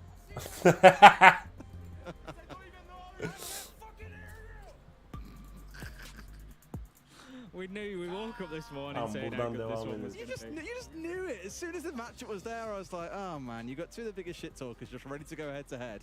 It's gonna explode. Is this in-game? Now we are taking it in-game now. They've definitely been tapped on the shoulder bar. Yani oyun içi chatten yardırıyorlar birbirlerini. Look, you know it based on their expressions. I think that might be happening. They are definitely talking some smack. Medics, you got to send us some. Şeyi merak ediyorum ya, bir saniye dur. We can get in on the juice. A little chuckle there at whatever's being discussed. He's on it. Medics is on it. He's got us covered, mate. That's it. Our insider. Our inside man. Bazı oyuncular Türklere çok benziyor. Acaba var mı Türk oyuncu? Mesela Dark Zero'da Türk oyuncu var mı? You know, his entire life is 3 Amerikalı, bir Kanadalı, bir tane de Vietnamlı var. G2'da da Brezilyalı var. Avustralyalı var, Dokili var. Doki diyorum. İngiliz var, United Kingdom, Finlandiya ve Danimarkalı varmış. Yok, çok benziyorlar. Neyse, evet hanımefendiler, beyefendiler. Round 2'ye gelinirken ikinci round başladı. Bakalım karakter tercihleri ne oldu? G2 tarafında Mira görüyorum, Smooth görüyorum, Jaeger görüyorum. Defans pozisyonunda oynayan G2 takımında. Bir 7 saniye sonra da bakalım Dark Zero takımı hangi karakterleri almış. Onu da göreceğiz. Evet, Ace var. Maverick var. Ying var. Ve neydi o kızın adı? Gridlock var. Bakalım. Round başladı. Amari miydi bu? Amaru. Bu da Amaru. Bu karakterin adı da. Böyle kendini istediği yere fırlatabiliyor.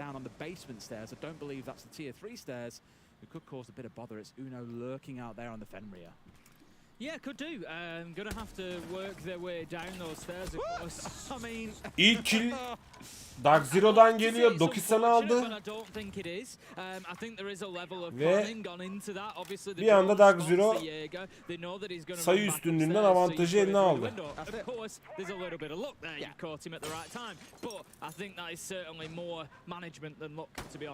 got to be careful because if Uno hasn't been sniffed out down here, he could very easily just work his way up. Yani Doki-san'ı kaybetmek kötü oldu.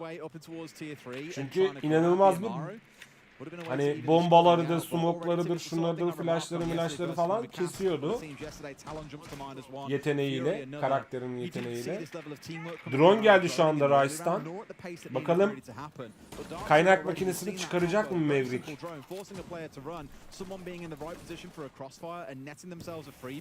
That's the kind of stuff that's going to get you far in this competition. Although it's fundamentals, it's something a lot of teams don't do particularly well. Evet, kaynak makinesiyle duvarı deldi Maverick. Kaynak makinesi var.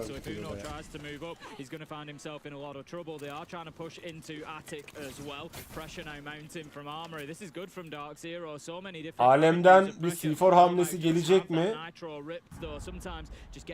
Bir yandan Gridlock ve Ying odadan yatak odasına girmeye çalışacak merdivenlerden Stace'in oradan ama şu an biraz daha bombaya yakın defans yapmak istiyor G2. Rakibini bekliyor.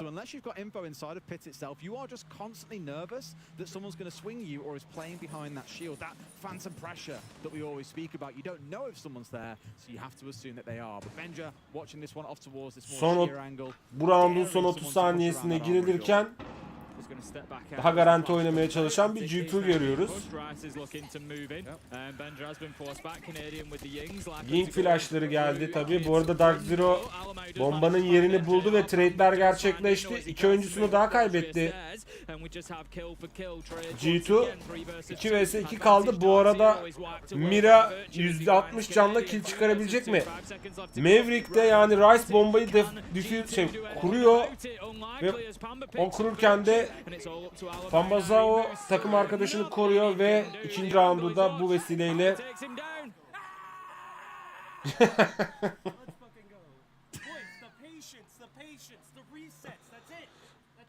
Dark Zero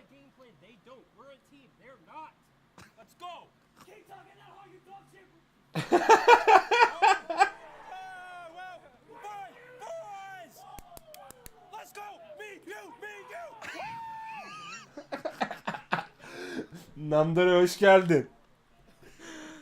Yedim aslanım lafını. Nasıl gaza gelmiş? Siz ben diyor. The one thing that got them really held up, I thought, was that mirror window inside a pit looking in towards Trophy. That's where we had to wait for Rice to come pushing in the backside and get it shot out. Hatırlayan olmaz mı ya? Namdare'cim. Hatta Namdere diyordum ben sana. Namdare değil de Namdere diyordum. that round probably crumbles with Benji being able to do a lot of work inside of pit, but he said himself a lot of patience, the teamwork, the team play. It was there from kill one on. Evet, 3. roundun başlamasından son 6 saniye. Hatch'ler duvarlar kırılıyor. Reinforce'lar atılıyor. Hatch'ler açılıyor, kapanıyor. Ve Oregon haritasının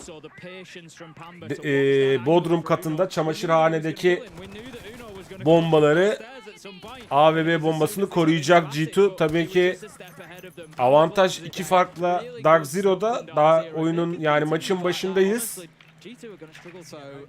Ama en azından 2-0'lık 2-0 önde olmanın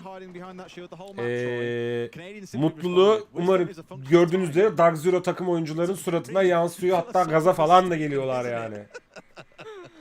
Aynen öyle Lambdırıcım. Şimdi Dark Zero'da Ashe var, Thatcher var, Ying var, Hibana var ki Hibana benim karakterim, severim. G2'da da gene bir Jaeger, Smoke, Flash, Flash mıydı neydi o karakterin ismini gene unuttum. Ha, Flash. Uno'da Flash.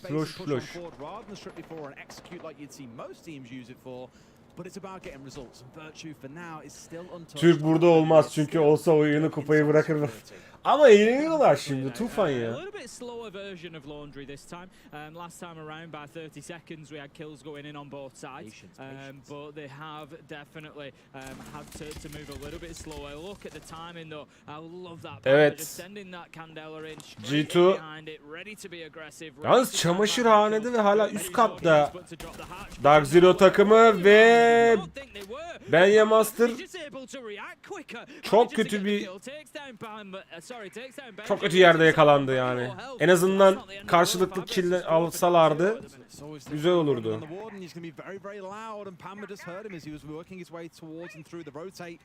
Bu arada Namderi o yayınlara yenilerini eklemek lazım ya. Onlar eskide de kaldı bu arada. Güzel günlerdi. Ama artık onların yerine yenileri gelmesi gerekiyor.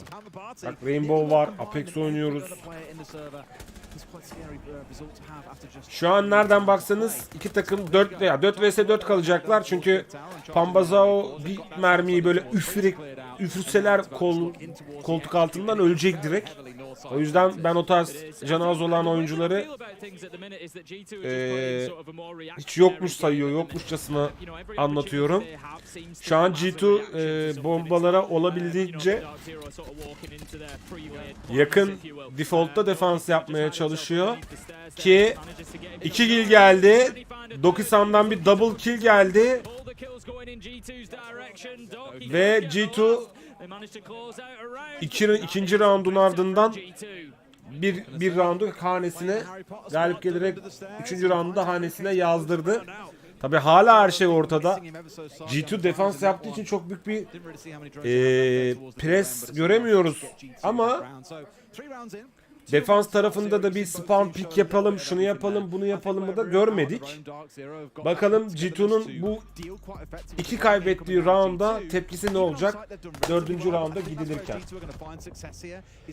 Ya şu an aslında Rainbow'un oynanış tarzıyla da alakalı bir durum bu arada Tufan. Yani şimdi bir atak tarafı var, defans tarafı var.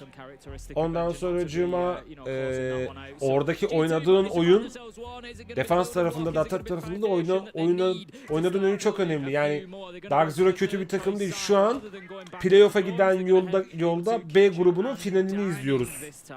Bu arada hani bu maçı kazananlar playoff mücadelelerine gelip sonra 10-11-12 Kasım'da çeyrek finale, yarı finale ve finale gidecek elemelerden sonra.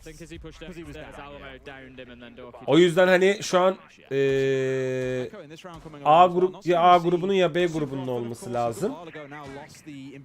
B grubunun 2 kazanan takımı şu an play-in de ilk yani play'inde final oynuyor ve adını dediğim gibi yazdıracak. Neyse toparlayamadım cümleyi. Anladınız ama. Anlamadığınız bir yer varsa tekrar söyleyeyim. Sıkıntı yok.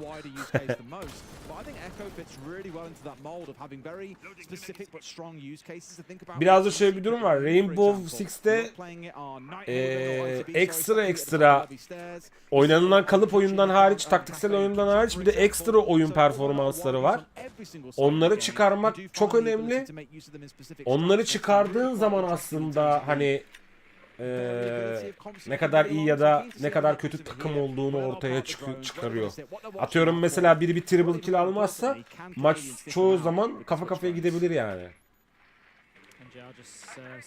Yani Rainbow'da iyi kötü takım iyi takım olmuyor. Oyuncuların alternatif oyunları, ekstra oyunları belli ediyor. Bakın mesela C4'u yapıştırdı. Bir C4'dan ekstra bir kill denemesi yapacak. Başarılı olabilecek mi? Bu arada bir Rice C4'lar patlıyor, bombalar patlıyor. Ki bak çaprazında adam var.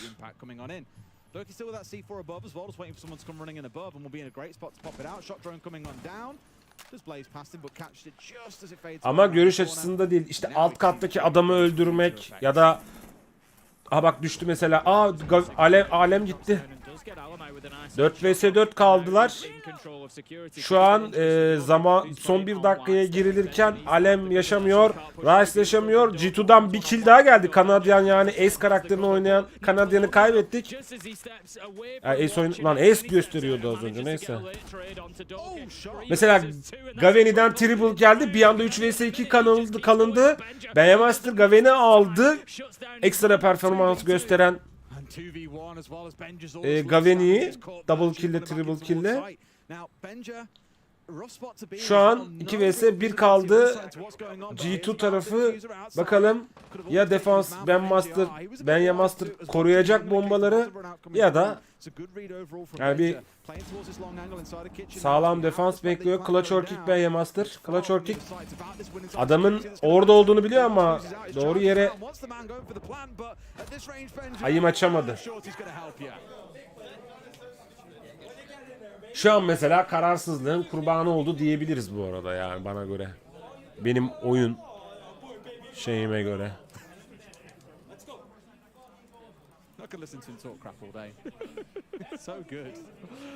Dogs are looking pretty good again then. A little bit of adversity for them. G2 started off well in the round.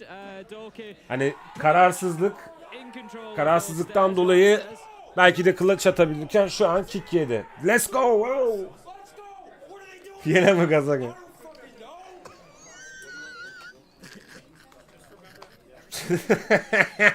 Bu arada yani neden böyle yapılıyor? Ben de merak ediyorum. Ama G2'nun psikolojisini ya da pozitif enerjisini yok etmek adına Dark Zero takımından sürekli bir müdahale.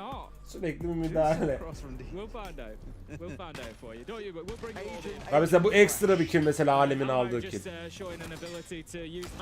Beni güzel bir Gaveni. Gaveni really brought the back of that defense, just getting himself in the mix there. Look at how well he got that triple kill inside the site. That's really his round, to be honest. Güzel kill çıkardı bence. Just confirmed that it is SSG and they are hyping each other up. Yeah. So clearly as they go along, it's brilliant. It's nice that they're seeing the round end syncing up as well. That they actually get that chance to pick each other up. I like it. Bit of a evet 5. rounddayız.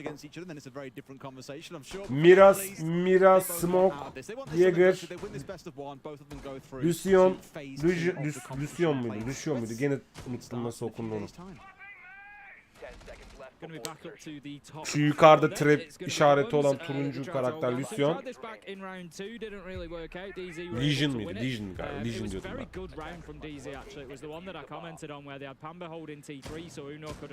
Legion'lı G2 defansta gene muhtemelen bu round'dan sonra ya da 2 round sonra G2'yu atakta da izleyeceğiz. Bir tarafta da Dark Zero tarafında Ashe var. Yani Ashe bence bu oyunun da en kolay oynanılması gereken hero'su.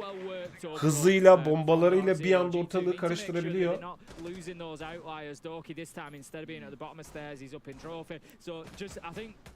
Yanlış mouse aldım bu arada. I think acknowledging, hey, they've got the read, and it's like what Doki tried to do is something you often see played in big tower is when you defend in the basement, you play halfway up big tower, you take out a drone, you fall back, it's very safe. He's trying to do the same on the south side. Aynen öyle. Bir gazla böyle bağırıyor falan, sonra tamam mısın, tam sustum, yeter. Back to the shield spot that they're in now, and then you've got that second line of defense from Benja playing inside a pit once again. So very similar thing coming out of G2, just here they've kept Doki alive by not having him risk it all for a drone. Drone'larda Rice drone'la geziyor burada, çocuğun line oynuyormuş.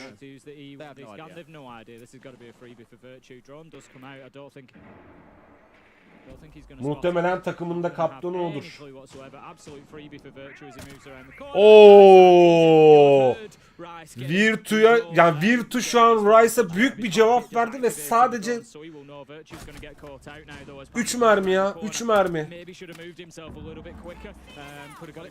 Muhtemelen Virtu o kadar rahatlamıştır ki Rice'ı öldürdüğüne.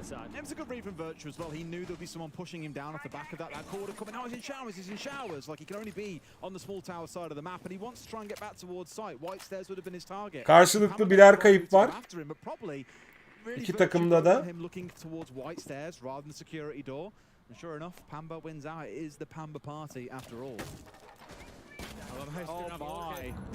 Dark Zero'da bu arada diffuser düştü. Alem gene ekstra killer çıkarmaya çalışıyor. Ki şu an 8 kille de lider. Dediler ki biz biraz main'den dışarı çıkalım dedi G2 ve bunu da başarmış gibi gözüküyor. Defans yaparken sanki atak yaparcasına oyun oynayan G2 şu an 4 vs 1 kaldı. 4 kişi Panbazo'nun üstüne gidecek. Bu arada ekstra bir kill geldi. Panbazo'dan ikinci kill geldi. Triple kill aldı ve ama tabii nereye kadar yetmedi. Triple kill aldıktan sonra yetmedi. Canı son Dark Zero'lu oyuncunun. Yani Reizi'nin ilk başta düşmesi çok iyi oldu bu arada. Yani demek ki Reizi ekstra bir oyun sergiliyor ki G2'yu şu an en azından 2 round'dan ettiğini kanıtladı. Siz de zaten görmüş oldunuz. Bakalım Pambazao Rise çok güzel aldı yalnız. Çok güzel aldı yani. I think DZ, because like I remarked earlier on, I think when it comes to actually hitting site, G2 have generally looked pretty good in terms of their defense. But if you can stop Pambazao 2, Pambazao 3 ve son olarak da biraz canı olsa belki bir de düzgün refleks atsa.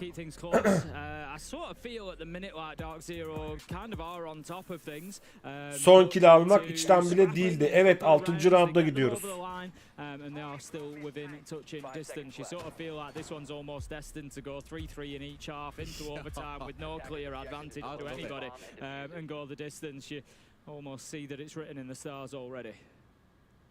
Pamba here rolling out with the breaching charges in back pocket still. Knowing they need to get hatches open, I think they want a bit more security than just. Evet, Dark Zero'dan bir Montaigne'in hamlesi geldi. Bakalım Montaigne'in kalkan avantajını kullanabilecekler mi ki hemen bir round kaybettiler. Durum 3-2'ye geldi. Karakterler de değişti ama Rice hala Leon'la oynamaya devam ediyor. Bu kadar bağırıyorsan arkadaş senin de kill alman gerekiyor yani. Hani bir kill ne Rice? Bu soruyu sormam gerekiyor benim. Sormalıyım yani.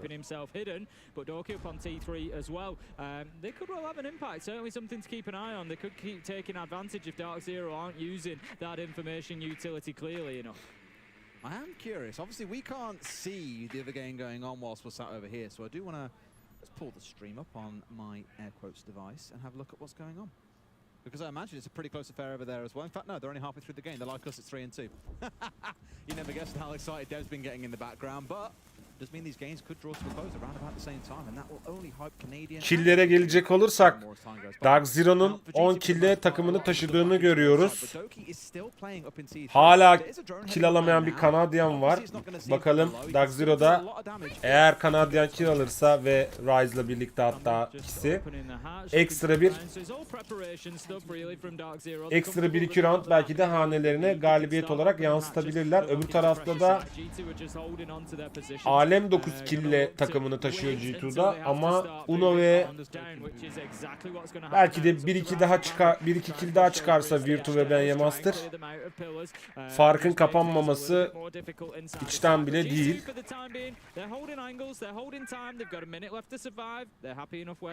Kapanması ya da doğru cümle olabilir. Son bir dakikaya gerilirken G2 gene bombaların başında default'ta ya da adına main de diyebilirsiniz. Defansını yapıyor. Bu arada Rice gene round'un başında son bir dakika kala ilk ölen oldu. Rice'ın kaybı takımı bir anda düşürmeye kalktı. Bu arada Montaigne de gitti. Montaign'i kullanamadılar. Avantajı sağlayamadılar. Beğenmey'den ekstra bir kill geldi. Virtue'den de bir C4 kill'i görüyoruz. Son Kanadyan'ı Montaigne yaşıyormuş bu arada, özür dilerim.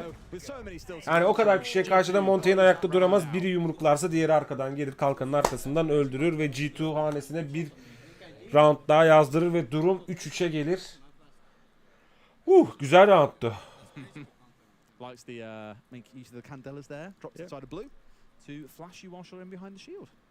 But the thing is, one's blinded, one's been nearsighted by Fenrir. Just shooting in the dark. Güzel roundtu. Dark Zero 2 round üst üste verince işin açıkçası hemen bak sessizleştiler. Ve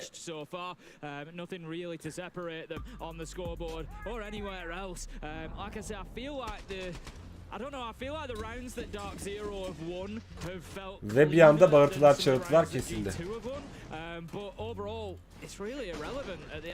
Bazen anlatırken zorlanabiliyorum çünkü burnum kilitleniyor.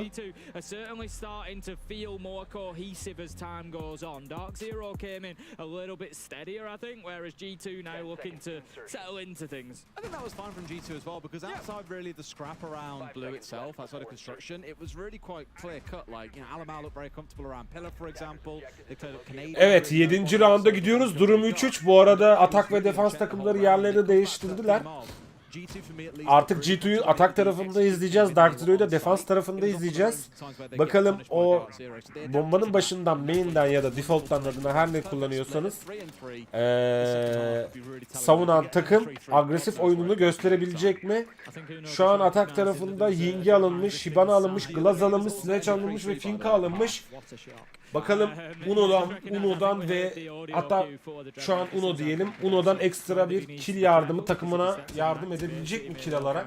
Sledge baktığınız zaman duvarları, tavanları, yerleri, ahşap yerleri kırılabilen bir kırabilme özelliği var.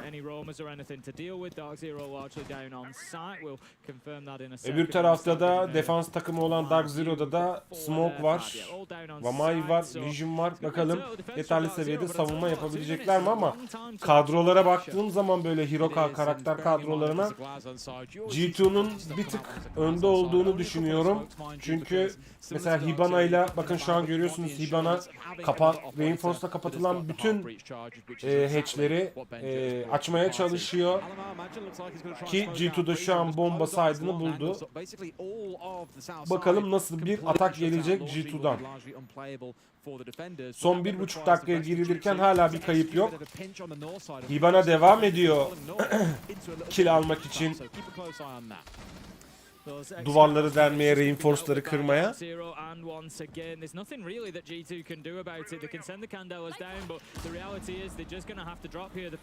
Link'ten flash bombaları geliyor. Muhtemelen 2 kişi girecek o Hatch'ten. Finka'dan bir heal boost gördük. Şu an son hazırlığını yapıyor. Son 1 dakika kala hızlı bir giriş görebiliriz bu arada G2 tarafından. İlk fight'ı Pambazao Virtue tarafından geldi ve ilk kaybını G2 verdi. Çok erken davrandı bence. Yani bu kadar erken kayıp, yani tamam. Ne oluyor?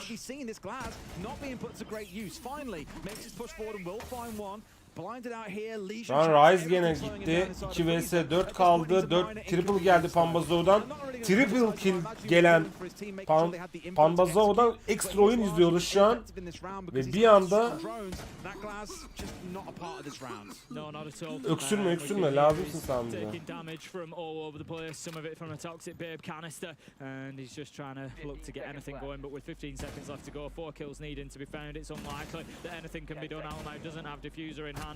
Ve gördüğünüz üzere ilk kill'i zamansız hareket ederek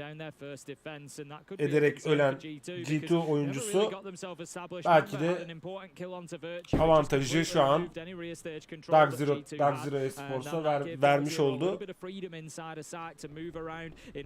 Ve bir galibiyet bir round. Ay konuşamıyorum burnum yine işte. Dark Zero defans yaparak bir galibiyeti daha hanesine yazdırarak durumu 4-3'e getirdi. Evet, çıkardı. Yani bu ekstra bir kill olmuş bu arada Pambazao'dan. Önde piklediği için.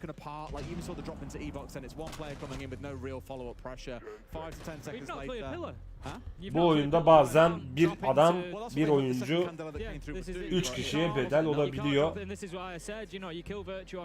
Muhtemelen Pambazao da zaten aldığı 3 kill'le şu an 13 kill'e çıkarak, ki muhtemelen değil öyleymiş, 13 kill alarak takımını taşıyor. Ekstra killer lazım yani. Şu an G2 şu an çok kafa kafaya maç. Kill'leri karşılaştırmaya baktığım zaman mesela işte Benye Master 4, NGR 6, Virtue 4, Pambazao 13, Alem 11, Kanadyan 1, ondan sonra Cuma Gavene 6, Uno 1.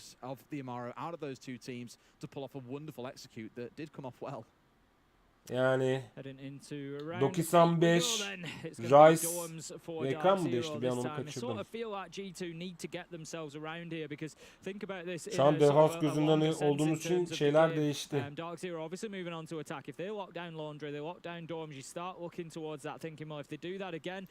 O rejide mikrofonla oynayan kim varsa var ya, Allah oradan buradan ona. Gene yanlış sesi kapattı.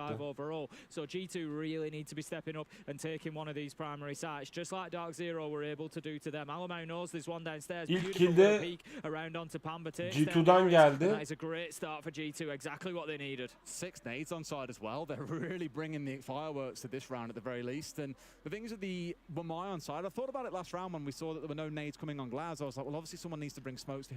Ve kill leader olan Pambazao, takımında kill leader olan Pambazao ölüyor 13 kill'le, takımını taşıyor.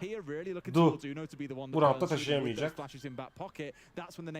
Ona çok ciddi bir grenade yedi. Bu arada G2'dan bir kill daha geldi. Alem double kill aldı. Alem'in varlığı hala Dark Zero'ya bir tehdit. Triple kill geldi Alem'den. Bakalım ultra kill gelecek mi? Alem Kanadyan'ın C4'una giderek triple kill'le takımına taşımaya devam ediyor. Belki bir ace çıkardı ama çıkmadı. Ve en azından sunduğum bu kadar mücadelede hala bir ace görebilmiş değilim.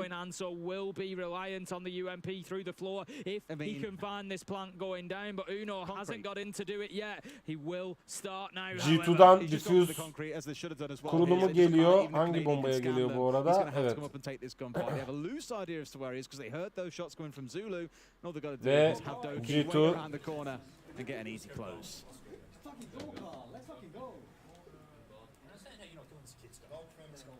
G2 bir roundu da galip gelerek hanesine yazdırdı. Yani şu an o birer kill alınması beni, hani iki takımda da o iki oyuncunun bir kill olması beni rahatsız ediyor. En azından takımlarına katkı sağlamak istiyorlarsa ekstra killer çıkarmak zorundalar.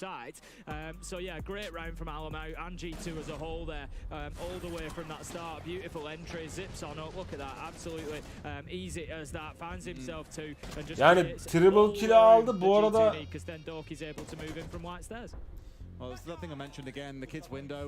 Belki de ultra kill alabilirdi ya. Really capitalize on the chaos happening elsewhere to charge in, get a couple of kills, and that's exactly what Alamau just did. 14 kills, he now finds himself at. It's him and Pamba racing to be top of the leaderboard at the end of this game. Going to be heading to the third choice site then, rather than doubling down. Dark Zero not going back to dorms. They're going to head instead to meeting. A little bit of a gamble here because it potentially gives G2 an opportunity not only to Evet, 9. rounda gidiyoruz. Durum 4-4. Bu maç bu arada uzatmalara gidebilir. Onu söyleyeyim. Sort of guaranteed it then at that point. You know, you're looking at Dark Zero basically needing to win every remaining defensive round if they don't want to go to overtime. So this is a really important round, and to gamble that on your tertiary site is a big ask. Oğlum silah seslerini açın ya. Reji. Four drones taken out relatively early on here. Pamba really making good use of the Solus to deny that information away from G2 just to try and slow them down a little bit. Reji şu silah seslerini açın. Oyun içi sesi verin. Olmaz böyle. Yapmayın. The EE1D coming in from Alamau as well. So plenty of tools for G2 to play with. Uno just going to be relocating, looking to move around. Okay, thinks there's somebody down rear stage stairs, but isn't. Needs to be careful because ben yine tıkandım bu just arada. going to be looking down from that angle inside of Attic and the hatch, just waiting for the drone in to be completed. But I'm not sure that they've got a complete picture here, G2, of what's going on above. And Doki's lucky not to lose his head there. I mean, at least now they know someone's upstairs. Yanlışlıkla yanlış beğeni mi izliyorum? Pretty standard. A lot of teams when they're trying to attack in towards meeting will look upstairs at first, clear out Attic, and then go and hit the site. But for the most part, Gaveni's going unchallenged up here. G2 needs to remove him first. They've got to do something about this. Yeah, the wall's soft. They can move. They can just shoot through the wall. Evet, Finka'dan bir. Şu an çok iki takım da çok dikkatli oynuyor bu arada yani. Çok kritik bir round. Bu roundu kaybeden taraf ya da kaybeden taraf maçı kaybedebilir, kazanan taraf da maçı kazanabilir.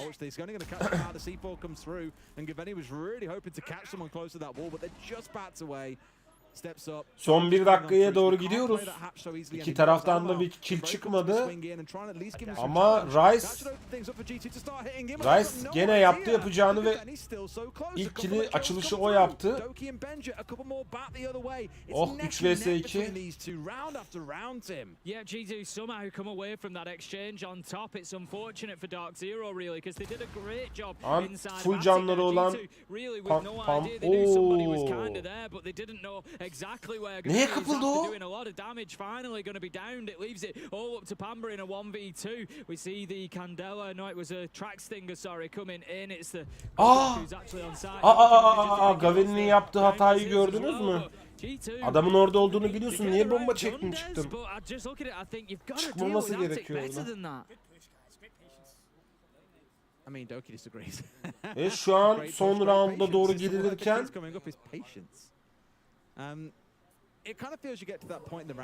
avantajı eline aldı G2. Ne oldu Rise? O kadar bağırıyordun. Rise bu değil ki. Rise bu mu?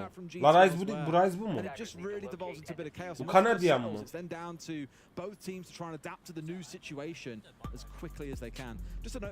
Az önce Rise olarak gösteriyordu bunu. Ben Rise deyip durdum. Reji beni şaşırttın ya. Puh sana Reji.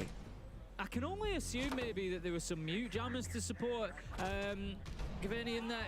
It just wasn't being drawn. Like when Alamau went in, he didn't know that he was so close to the lumber pile. He didn't know, you know, exactly where that Valkyrie was playing. And to give up 2 kills to him, you're sort of asking for trouble there, really. But anyway, G2, one way or another, they get the round done. They're starting to look a little bit more comfortable as this game goes on. Dark Zero are this time going to go back down to Laundry. They've just lost Dorms, they've just lost Meeting.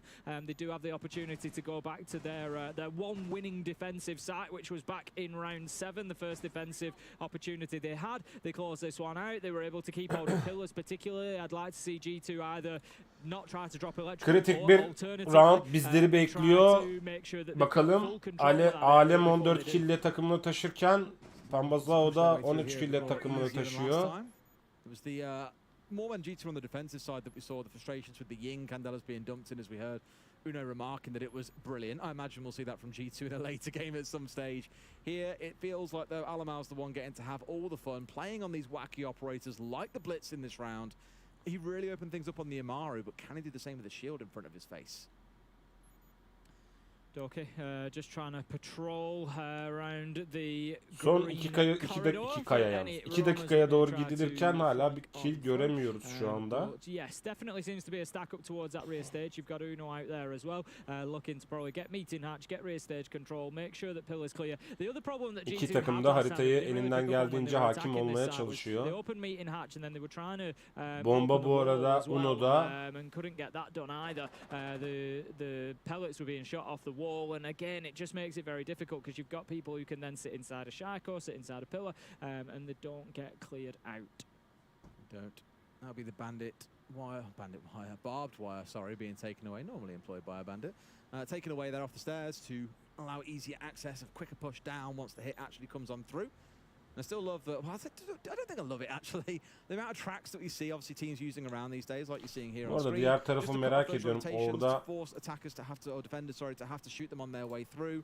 Just gives all the indication and extra intel over towards the attacking side, making flanks that a little bit harder really for the defenders. However, kills, they still come pretty easy. It's 2 in the form of grenades here, very quick. And here comes Alamal trying to break it open, but the support coming in from the mirrors, magical. It's 3 kills, backed him. It was double kill geldi gene Gaveni'den pardon. Suddenly it's 3v2 for DZ. Yeah, G2 in control. Karşılıklı killer alınmaya devam ediyor. Bakalım Gaveni 3. killini alabilecek mi? They're going to have to think about getting into sight. They do have a little bit of time to play with, but Uno, he's going to go in and try to triple kill geldi Gaveni'den. Allows Dark Zero to swing around, pick up the kill, puts the kit down on the ground. Virtue does collect, but now he's in a 1 versus 2. Bulletproof Cam ahead of him as well, just feeding information back into the 2 players that are remaining. Dark Zero, they can play this pretty cool at this point. Virtue, he's going to have to go for kills more than likely. Son 10 saniyeye gidiyoruz. Tabii 10. roundu bırakmıyor Dark Zero. Ve ne oldu dersiniz? Maç muhtemelen overtime'a gidiyor. These teams are well aware of what's on the line. Obviously, winning here will send them straight through into phase 2 of the Atlanta Major. Losing will see them match up later on in the day against Fury, the loser of which will be eliminated today. So the stakes are high. G2, I think, going to be maybe a little bit disappointed with themselves there. Gaveni, once again, how many times have we seen those doubles and triples in the middle of the round that just absolutely swing it? But you know, the plant spot just on the door there, it gave Dark Zero the opportunity to swing around and pick that up. They love it. Absolutely love it. Round 11. Gaveni up to 13 kills himself now as well. Durum 5-5. Alamal Dokin with a side hit in double digits, plus of course Bamba. But now Gaveni's in that club as well. Bu arada Gaveni kill'in sayısını 13'e çıkarmış. Yani Canadian iyi 2 kill daha alsan güzel olur ya. Yani takımına katkı sağlayabilirsin ya. G2 tabii biz G2 taraftarıyız bu maçta. G2. But we haven't had one in our. No, well it will come to him. I'm very sure that it will. This one though is only a best of 1. There's 45 rounds. Maybe kill us. O drone oraya gitti mi Allah sen? Ana gitmiş lan o drone oraya. They're going to be aware of Canadians' presence. Obviously, the drone going in, being shot out in T3 will suggest that they've got somebody up there. Whether they choose to deal with that or not is a different matter. Sometimes, if you're just aware of a player in T3, it's kind of enough. You don't necessarily need to go in and look for the kill directly. You can sort of just let them play up there, and just as long as you make sure that you've got the flank cut off, not the end of the world. Doki's going to be applying a little bit of pressure towards bomba denemeleri geliyor. Be careful though, there is a man inside of security. Making use of the nades here to blow out those castle barricades rather than 11 punching them and just risk someone springing up with a shotgun in your face at the same time. Şarjör mermi boşalttı ama nereye boşalttı acaba? Tower roof if they're not careful on the side of G2. More tracks being rained on through just to lock out Zulu, try and lock out servers. Of course, Rice is dug in here, so able to do some damage, which means now G2 have got to allocate some resource to trying to be careful of him and deal with him if he tries to push out. Right now it's Virtue and Doki both holding out. Virtue on the drones, just sniffing out exactly what's going on. Evet. 9'dan 11 kill, Uno 2 kill, Uno kill çıkarması lazım. Alem 14, Virtue 5, Benye Master, Benje Master 6 kill, NGR 7, Pambazao 13, Canadian 2, Gaveni 13, Rice 3 lan Rice. Rice niye bu kadar pasifsin Rice? Oynasana Rice. Tam şimdi doğru oldu kamera. Ooo ölmedi. Güzel savundu kendini ama 3 kişi artık sıkmaya başladı. Two nades coming in, a hard breach fall on towards the kitchen side wall as well, where Alamau finally collects the kill. Yani Reis bu maçtan sonra Reis diye bu maçtan sonra bir azar gelebilir, sen nasıl oynadın falan diye.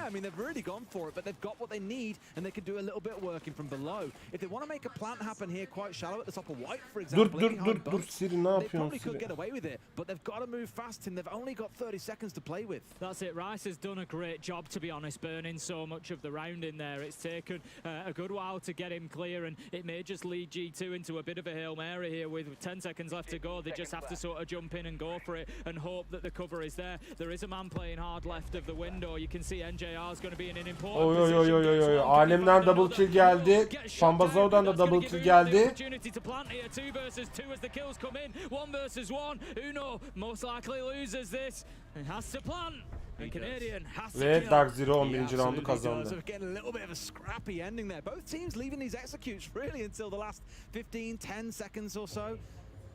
Dark Zero yerindedir. Kanadyan yerinde duramıyor. 28 divide by 10 and we're pretty close to the actual number. But it was a lot. It must have felt like 20 it must have felt like the earth, like the sky was coming down on him inside of there. It was a lot. But they set themselves up well. I mentioned that now that they got that vertical control inside the kitchen, they could look towards a shallow plant, and they went for it through big window. It was good reading of the situation from G2, but when it actually came around to the execute, just a couple of angles they really hadn't accounted for. The timing slightly off, like with Doki pushing in top white. It was a second or two later you had Gridlock actually pushing in through the double window, which meant Doki got killed for free, and almost they lost the Gridlock. Alemi taşıdı.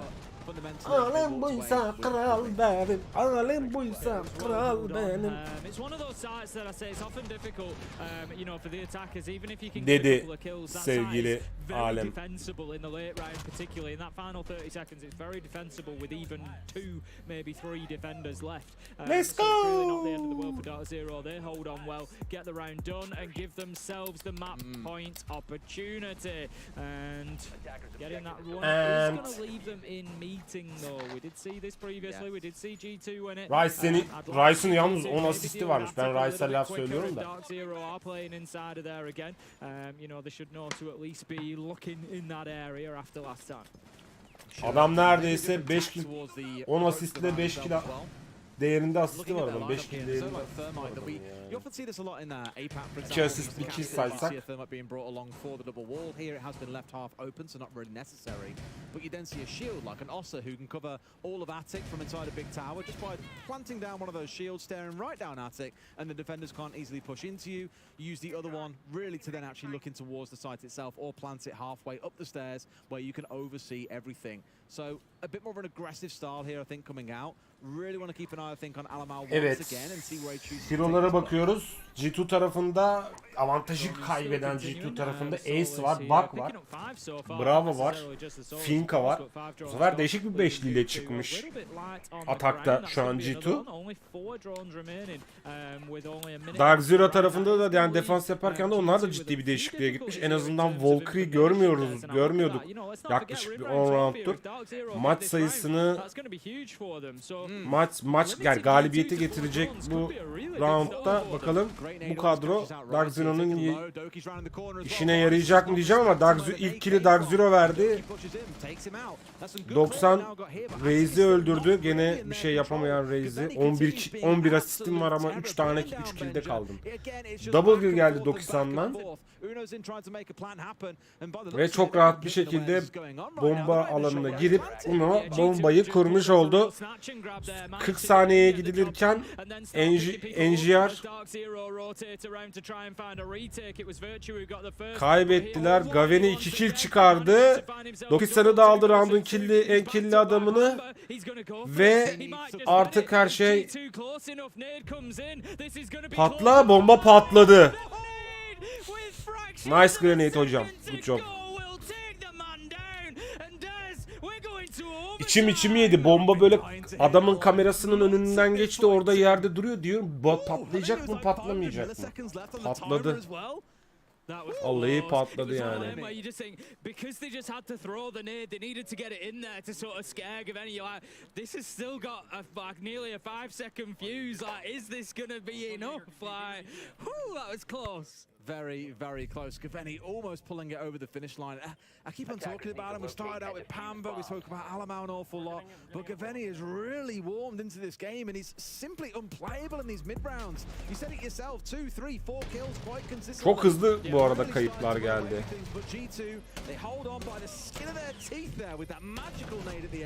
Gaveni'den güzel refleksle bomba bak gitti duvarın orada bekliyor.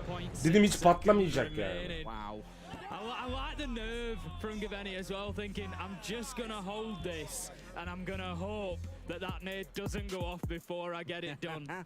I love that to just. You were just like praying it would just roll enough that the indicator would go white. You'd be like on fire. I mean, he only had about 30 HP, so you're sort of thinking it's still gonna be a risk.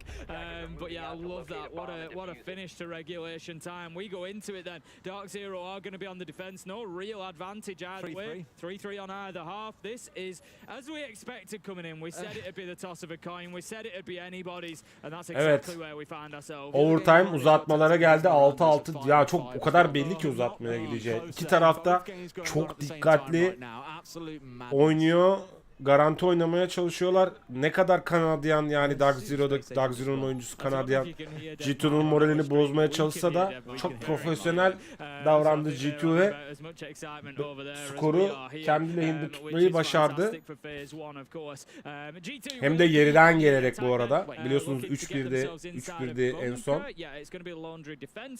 İki farktan beraberliğe getirdiler maçı. On our end to stop us going into overtime, but the nade did all the work that was required. Again, just absolute chaos across both games at the minute. I love it, Tim. The favorite part about the early stages of tournaments is just the absolute madness you get in. What's normally matchups, this one is the kind of game you'd be used to seeing, but Bliss, for example, really testing SSG is just incredible to see. It is Virtue just going to be getting in, opening up those hatches. And again, G2 going to be looking for that rear-sided push. If they're opening meeting hatch, they're going to be dumping utility down, looking to open the wall. They've tried this before. It hasn't worked. Canadian's going to stand there. They're going to hope that they can get some utility, and I think to clear him out. I think this is actually where they got one of the nade kills. Ofansif bir oyun, agresif bir oyun görebiliriz bu arada G2'dan çünkü çok ciddi derecede bombalar yağıyor. And G2 maybe just able to get a little bit more presence around Pillar. Really trying to Hail Mary their way through this one, like tracks coming down, nades coming down, flashes coming down, but G2 haven't made happen what they need to, but Doki's managed to, while all this is going on, work his way in. What a position he's into as well. I'm sure they have no idea he's inside of Pillar. They've heard no drop coming through E-Box, so they don't know that he's here. He could do a lot of damage if someone just sets the wrong foot, saying that. Flashes are coming out. I'm pretty sure now they're going to know there are two players pushing their way through. Yeah, exactly. I mean, 45 seconds left to go. You're going to expect the one down position. That is one down. Gaveni just looking to İlk kill geldi mi? Son 40 saniyeye kala uzatmalarda NG21 knock durumu var. Kanadyan ona destek verdi ve kaldırdı. Gördü. Sıkmadı. Çok ince yerden Virtu'yu tekrar Virtu raklandı bu sefer. Virtu pardon. Pambaza'yı nakladı.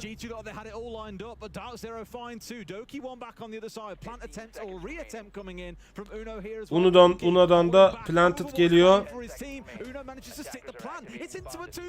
Dokisan'dan Terrible geldi bakalım ve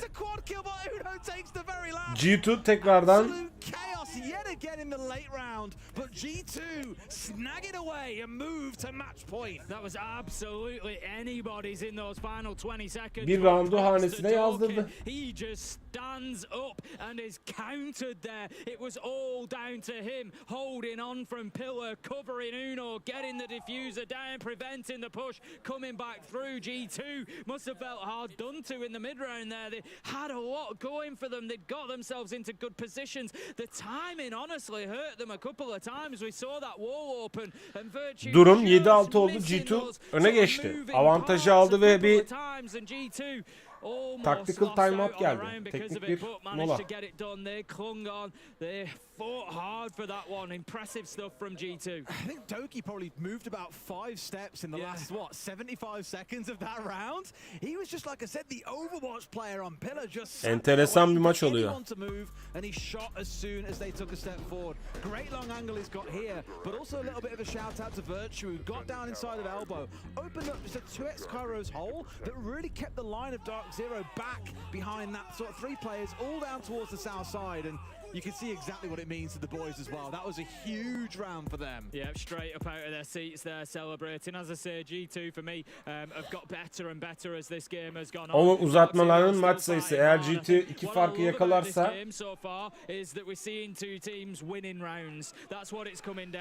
artık playoff'a gidecek takımda belli olmuş olacak. Ama eğer ki Dark Zero bu maçı da bu roundu da alırsa işler gene overtime'a gidiyor. Sonraki roundu alan kazanıyor oluyor. Defans yapacak bu sefer G2. Defans yapacağı için Mira görüyoruz, Walker'ı görüyoruz, Jäger görüyoruz. G2'da, Dark Zero'da da Hibana'yı görüyoruz her zaman gibi. Ace'i görüyoruz. Bakalım Rice hala ekstra kill çıkaramıyor. Abi adamın hala 3 kill'i var ya. Buraya bak. Gaveni 17, Pambazao 16. Dark Zero'yu taşıyan 2 oyuncu. G2'yu taşıyan da 17 kill'le Alem, 17 kill'le Dokisan. Vallahi tebrik ediyorum hakikaten iki takımı da, oyuncuları da yani. Like you said, really, I'm not going to say it's a bit of a gamble. You know, at the end of the day, the Blitz is a viable pick. We see it used to great effect sometimes, but you just feel like when it's match point, you really have to get something out of that Blitz this time. You know, and you don't always know whether that's going to be the case or not. You feel if G2 can find that early kill onto Gavin. Bakalım bir double kill, bir triple kill ya da bir ultra kill hangi takımdan gelecek? Çok kritik bir rounddayız. Ekstra oyunu sergileyecek olan oyuncu çok önemli hale gelmiş oldu ki bu ekstralar ya Alem'den, yani en azından G2 takımında Alem'den bekliyoruz ya da Dokisan'dan, Dark Zero'dan, Dark Zero takımında da Gaveni ve Pambazao'dan bekleyebiliriz. No again. Towards construction spawn. Just got that sort of calm before the storm at the minute, really, as Dark Zero, they're certainly taking their time here. They don't want to rush things. We've seen them have success with that before. You know, Parker was saying yesterday how they evet, son bir dakikaya gidiyoruz. But it does reduce your opportunity. You got to get things right first time if you're going to do that, because you don't. İbana gene bir yerlerden delik açmaya çalışıyor. Nereden baksanız Dark Zero 5 drone'unu kaybetti. Bir 5 drone'u kaldı.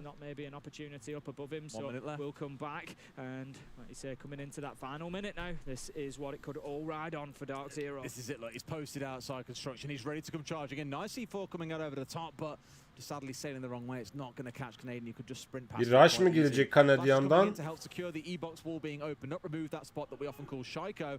Gaveni's looking to charge his way forwards here as well, but has got to make this happen. Flash comes on through, but they are Alem'den bir ilk kill geldi. Alem'den ikinci kill geldi. Double kill aldı. Dokisan double kill aldı. Bakalım triple kill'i kime gitti? Tabi göremedik onu da ama.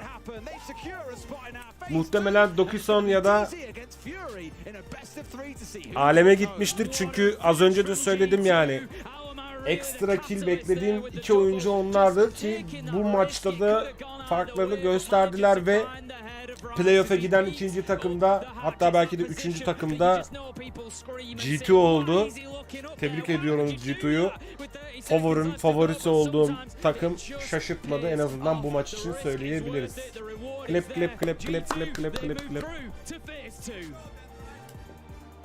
Alabama still having plenty of fun. I'm most excited to see this now. Yalnız Rice'ın suratı 5 karış. Ekstra oyun çıkaramadı, oynayamadı. O suratı bir de takım kaptanınız, koçlarınız görsün lütfen.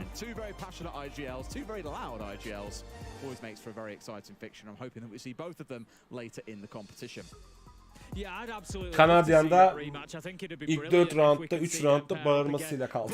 G2 getting the job done. It took them till overtime. They get into phase 2. The upshot of that is that now Dark Zero will have to play. Kritik anları görüyoruz. Which is nice because it's not a rematch of what we saw yesterday. It's not. It's something different. Which invites that there might be a little bit of a surprise, a little bit of difference. When G2 come up against Fury, I think many are already looking at it and saying, look, based on the quality Gaveni'nin ekstra killleri. Everyone expects Dark Zero to win that game later, but I think if this major has shown us Pambazao'nun ekstra killleri, Dokisan'ın Alem'in killi, Pambazao'nun killi. Yani zaten iki takımda da toplam 4 oyuncu en yüksek killleri aldı diyebiliriz. Yani uzun zamandan sonra ben bir Rainbow Six maçında 17 kill gördüm. 17 kill, 15 kill, 18 kill. Like, I think we expected it to be a good game, but I didn't expect it to be this close. You know, diffusers coming down to the last minute, massive comebacks in round-ending situations, huge multi-kills out of... O bomba bir an hiç patlamayacak zannettim ya. There's just so much that you can look at and say, yeah, that was a great moment in that game. And again, I think for the fans and for us, ve victory G2 oluyor. This is a reminder, here are the scoreboards, so you can see how that absolute screamer ended up. 19 and 18 kills for Alamar and Doki. Şuraya bak, 18, hatta Alem 19 kill almış. Gaveni 18 kill almış. Dokisan 18 almış. Pambazao 18 almış. Virtus 8 almış. Enjur yani karşılaştırma yapmış. Reji 8 kill almış. Uno 5. Kanadyan 5 karşılıklı. İşte o BM Master'ın aldığı fazla 3 kill G2'yu playoff'a katılmasına sebep oldu. Bakalım bir sonraki maç ne zaman? O sırada hemen bir şöyle turnuva trailerımızı bir girelim bakalım.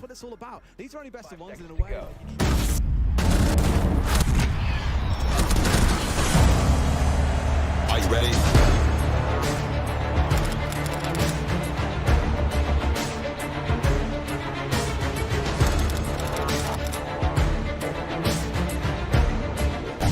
A bomb has been located.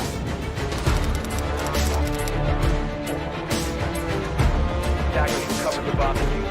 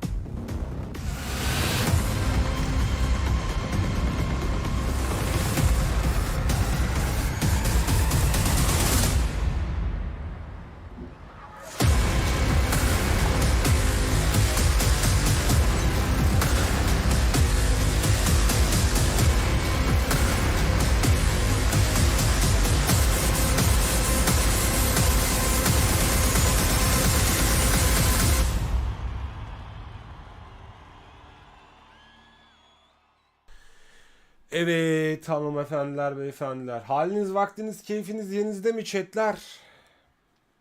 Sevgili YouTube, sevgili Twitch. Umarım ki keyif alıyorsunuzdur. Keyif alıyorsunuzdur. Güzel maçlar oluyor. Yani ilk gün efsane bir çok yani işin açıkçası best of 1'ler ve çok sakin bir maç izlediğimiz için bugünkü bu final mücadeleleri kadar enerjik olmadı. 2 maçta da yani oynanan 4-5 maçta da 2 maçta da. Ama bugün de iyi oynayan takımlar farkını da yaratmış oldu. Bakalım sıradaki maçımız neymiş? Onu da bir şey yapalım. Görelim. Bakayım altta ne? Bliss. Şu an Bliss ve Special Station maçı devam ediyor. Bu arada maç sayısı orada da. Triple kill ile kazanan, roundu alan Bliss oldu. Gene uzatmalara gidiyor. O tarafta da.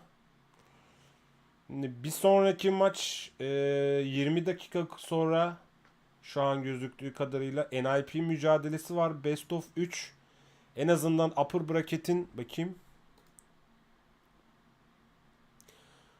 Playoff'a giden son takım da belli oluyor. Bu arada onları da söyleyeyim. İlk 3 takım Geek Esports, LoS 3 ve 7 Kasım arasında oynanacak playoff mücadelelerinde Geek Esports, LoS ve G2 Esports olacak. Son takımda muhtemelen ya Bliss olur ki göründüğü kadarıyla şu an 7-7, orası da heyecanlı. Durun ben sahneyi oraya çevireyim hemen. He's been so consistent, 11 and 2 right now. Now, Mandy, I'm pretty sure that it was Brendo and Fisho guy that disconnected. What was it in? I'm going to say round 5 or something. You got better memory than me. It was about halfway through this game. Brendo and Fisho guy disconnected, right? So get this. Fisho guy was on like 9 kills. He was. Yeah. And now Brendo's on 11 kills since that rehost. Man. How? How many kills did he have beforehand? He could even be out fragging hot and cold right now. This is his game. I'll tell you what. This is absolutely his game. But it could still swing either way. SSG, they've gone into their defense, and having won the basement bomb site, they can no longer go there, and they're going to go to gym and bedroom instead. Their next bomb site of choice. Forest, once again, leaning into the bandits, something that I wouldn't have expected, but it might work out in their favor this time. Bliss choosing not to bring along the Maverick, and instead bringing along the double heart breach on Wedables and on Fisher Guy, could make it pretty tricky to open up this jacuzzi wall. Well, Jim was one on a clutch from SSG last time. Will they be given the same opportunity this time around? Bliss make their way forward. Uzatmaları da görelim. Uzatmanın maç sayısını da görelim. Any player in cash, but Genino is in a fairly safe position. 15. round oynanıyor şu an. He survives that nade just barely. There's also a player at the top of red stairs, who Brendo must now deal with on this shield. Bliss really want to dissect this push in across the map. Having a think about how they can make that first incision into the belly of the beast actually work for them, and it seems like the grenades are the answer from Oda, but Oda, that's a bit of hard floor that is underneath Ashen, I believe it is on the other side, but he goes Brendo in through his entry from the rafters. Now Ashen's in a tough spot and has to actually rotate back out. Oh, pretty claustrophobic defense here inside of Club, but the safety of his teammates allows SSG to fall on back. Final mücadelesi so fall on bu. Back they do. 2 galip gelen, Trusting in the fact that Bliss will struggle to execute 5v5 in the late round, which can't always agree with that, because we saw just 2 rounds prior, Bliss pushed overtime thanks to an incredibly effective last-minute push on the back of nades and flashes. Minute and change still to play as Bliss continue to drone out this position. Danger here for Team Bliss is if they want to go in for that execute, they need to start peeling back the layers of the onion. The first one being the mirrors, the second one being these armies. And those can be kind of expensive, right? You need to use explosives to do that. And as it stands, they don't have a lot of those left. They've got Brendo with one of the Ash Breach charges and Sage with another grenade. And you want to use those grenades to then go and enable in the execute, right? Fisher Guy as well, I believe, has only got a Selma left, or Wedables tries to get this wall open. But Forrest is on the other side for the trick. I think Bliss is starting to really run out of time here. Oh no, Wedables doesn't have what he needs, and that nade is not going to deal with it. As you said, the trick from Forest will secure that wall for Space Station. 30 seconds now for Bliss. They have to funnel in through the windows. That jacuzzi wall is going to stay shut, and it's all going to be focused in on A, and Hot and Cold is in the perfect position to deal with it. It all comes down to this, fish on the floor. Oda finds the opening kill. Hot and cold still remains. He has been the demon for Space Station, and he continues to terrorize Bliss. Another one, surely, why not? Forrest finds one. Hot and cold's gone big. Fisher, guys, the last one standing. Doubters, be gone. SSG are better than ever. Son playoff'a katılacak takım oldu. America's finest march onwards. Cool, calm and collected in that final round for Hot and Cold, right in the center of the attack as they had to funnel in through the balcony. Really nice stuff there from SSG to keep their cool and close it out.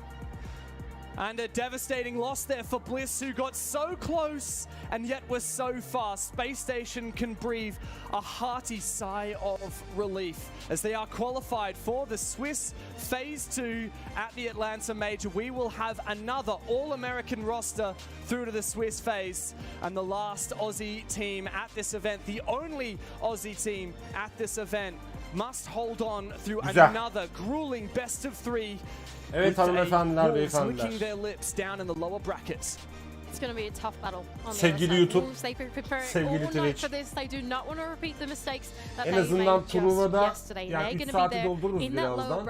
3 saat boyunca izleyen vardır, altta diye vardır. Drop'unu, Twitch drop'unu alır. Son bir bakalım, yani son maçlar var ama lower bracket best of 3.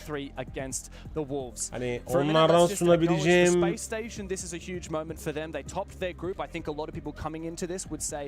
hangi maç olur diyorum. Chris Gaming List, Blade Cyclops, Dark Zero Fury, Voltes Sports'un da rakibi Timberliz oldu. Yani daha çok ben upper bracketleri sunmayı tercih ediyorum bu arada. Upper bracketleri sunmaya tercih ediyorum.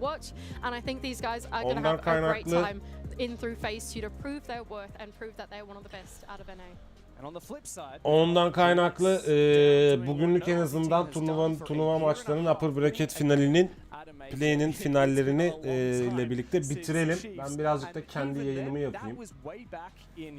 Twitch'te. Zaten YouTube'da da 2 gündür canlı yayınımız var. Rainbow tarafında. Efendim, ne diyoruz? Abone olmayı, yorum yapmayı, özellikle YouTube tarafına şunu söylüyorum. Eğer canlı yayınları sonradan takip ediyorsanız lütfen arşiv olarak tutup sonra takip ediyorsunuz. Beğeniyorsunuz, yorum yapıyorsunuz, bu bir. İkincisi, bildirim çarklarını açıyorsunuz. Yeni videolar ve canlı yayınlarla keşfeden varsa da abone oluyor, bildirim çarkını açıyor, yorum yapıyor, beğeni yapıyor, elinden gelen bütün desteği sergiliyor. Onun haricinde sevgili bu etkinliğe erişmeme sebep olan, erişmeme izin veren sevgili Ubisoft'ta partnerimize teşekkür ediyoruz. Onun haricinde sevgili Twitch'e de ayrıca teşekkürler. Zaten onlarla da birazdan görüşüyor olacağız efendim. Son 7 dakika var. Söylemek istediğiniz bir şey varsa chat'te açık. Buyurun yazın. Ondan sonra da 3 saati doldurduktan sonra da şeyimizi yapalım. Efendim, kapanışımızı yapalım. Ben biraz oyun oynayayım. Oyun oynamayı çok özledim. Kaç günden beri oyun oynayamıyorum. Doğru düzgün yayın yapamıyorum. Ona da birazdan zaten yayında görürsünüz ne olduğunu. Yaklaşık bir 15-20 dakika sonra. Bu arada. Oğuzkan, evet, Apex'te yeni sezonda şampiyon gelmiş. Ona bakarız ya. Apex bakarız muhtemelen. Bu arada. Merak ediyorum. Download'unu yaptım. Yapıştırdım. Ondan sonracığıma.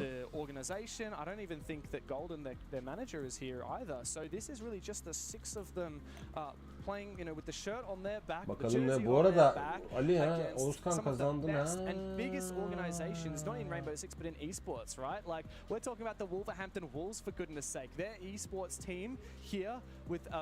Bu arada yayını kapattıktan sonra bir 15 dakika bir yere kaybolmayın, tekrardan geri geleceğim zaten. Geri geleceğim.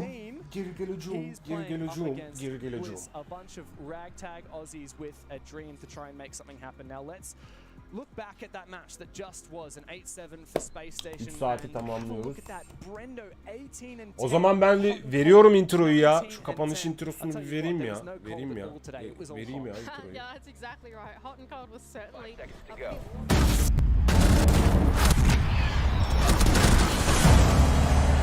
Are you ready?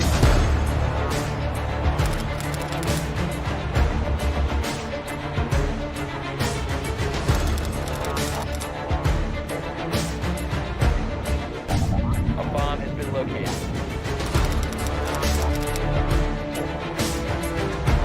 Attackers cover the bomb diffuser.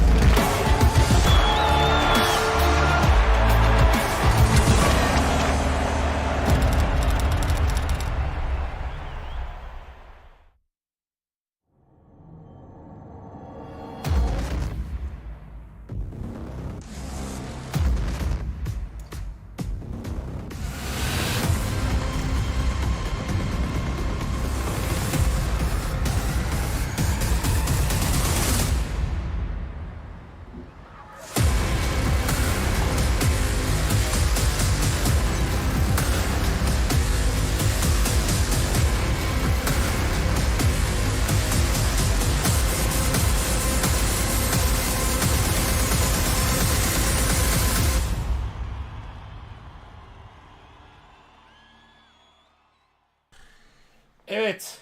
Kapanış intromuzu da verdiğimize göre her şey perfect. Tamam. Muazzam. Muazzör. Nasıl bir teknik bilgi lazım sana R45 ile alakalı? Onu bir tut, ondan sonra konuşuruz onu yani diğer tarafta. Bir aç kapa yaptığımda konuşuruz. Bu arada. Bir şey söyleyecektim aklımda bir şey.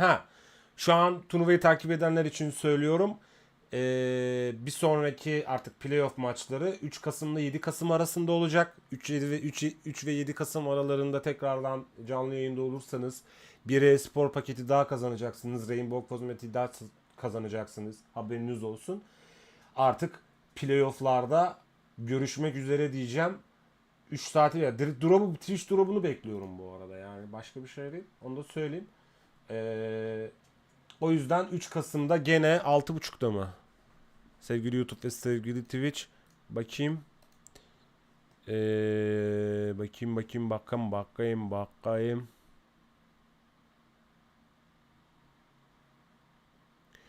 Muhtemelen 3-7 Kasım incoming. 3-7 Kasım incoming. Playoff. Bakalım. Tamam, 3-7 Kasım gene 8 saat 6.30 7 8 o civarlarda gözüküyor olacak. Çünkü ilk maç 8'de gibi gözüküyor burada. Tabii 8 9 10 çeyrek 10 çeyrek 11 çeyrek 11 çeyrek 10 çeyrek. Evet.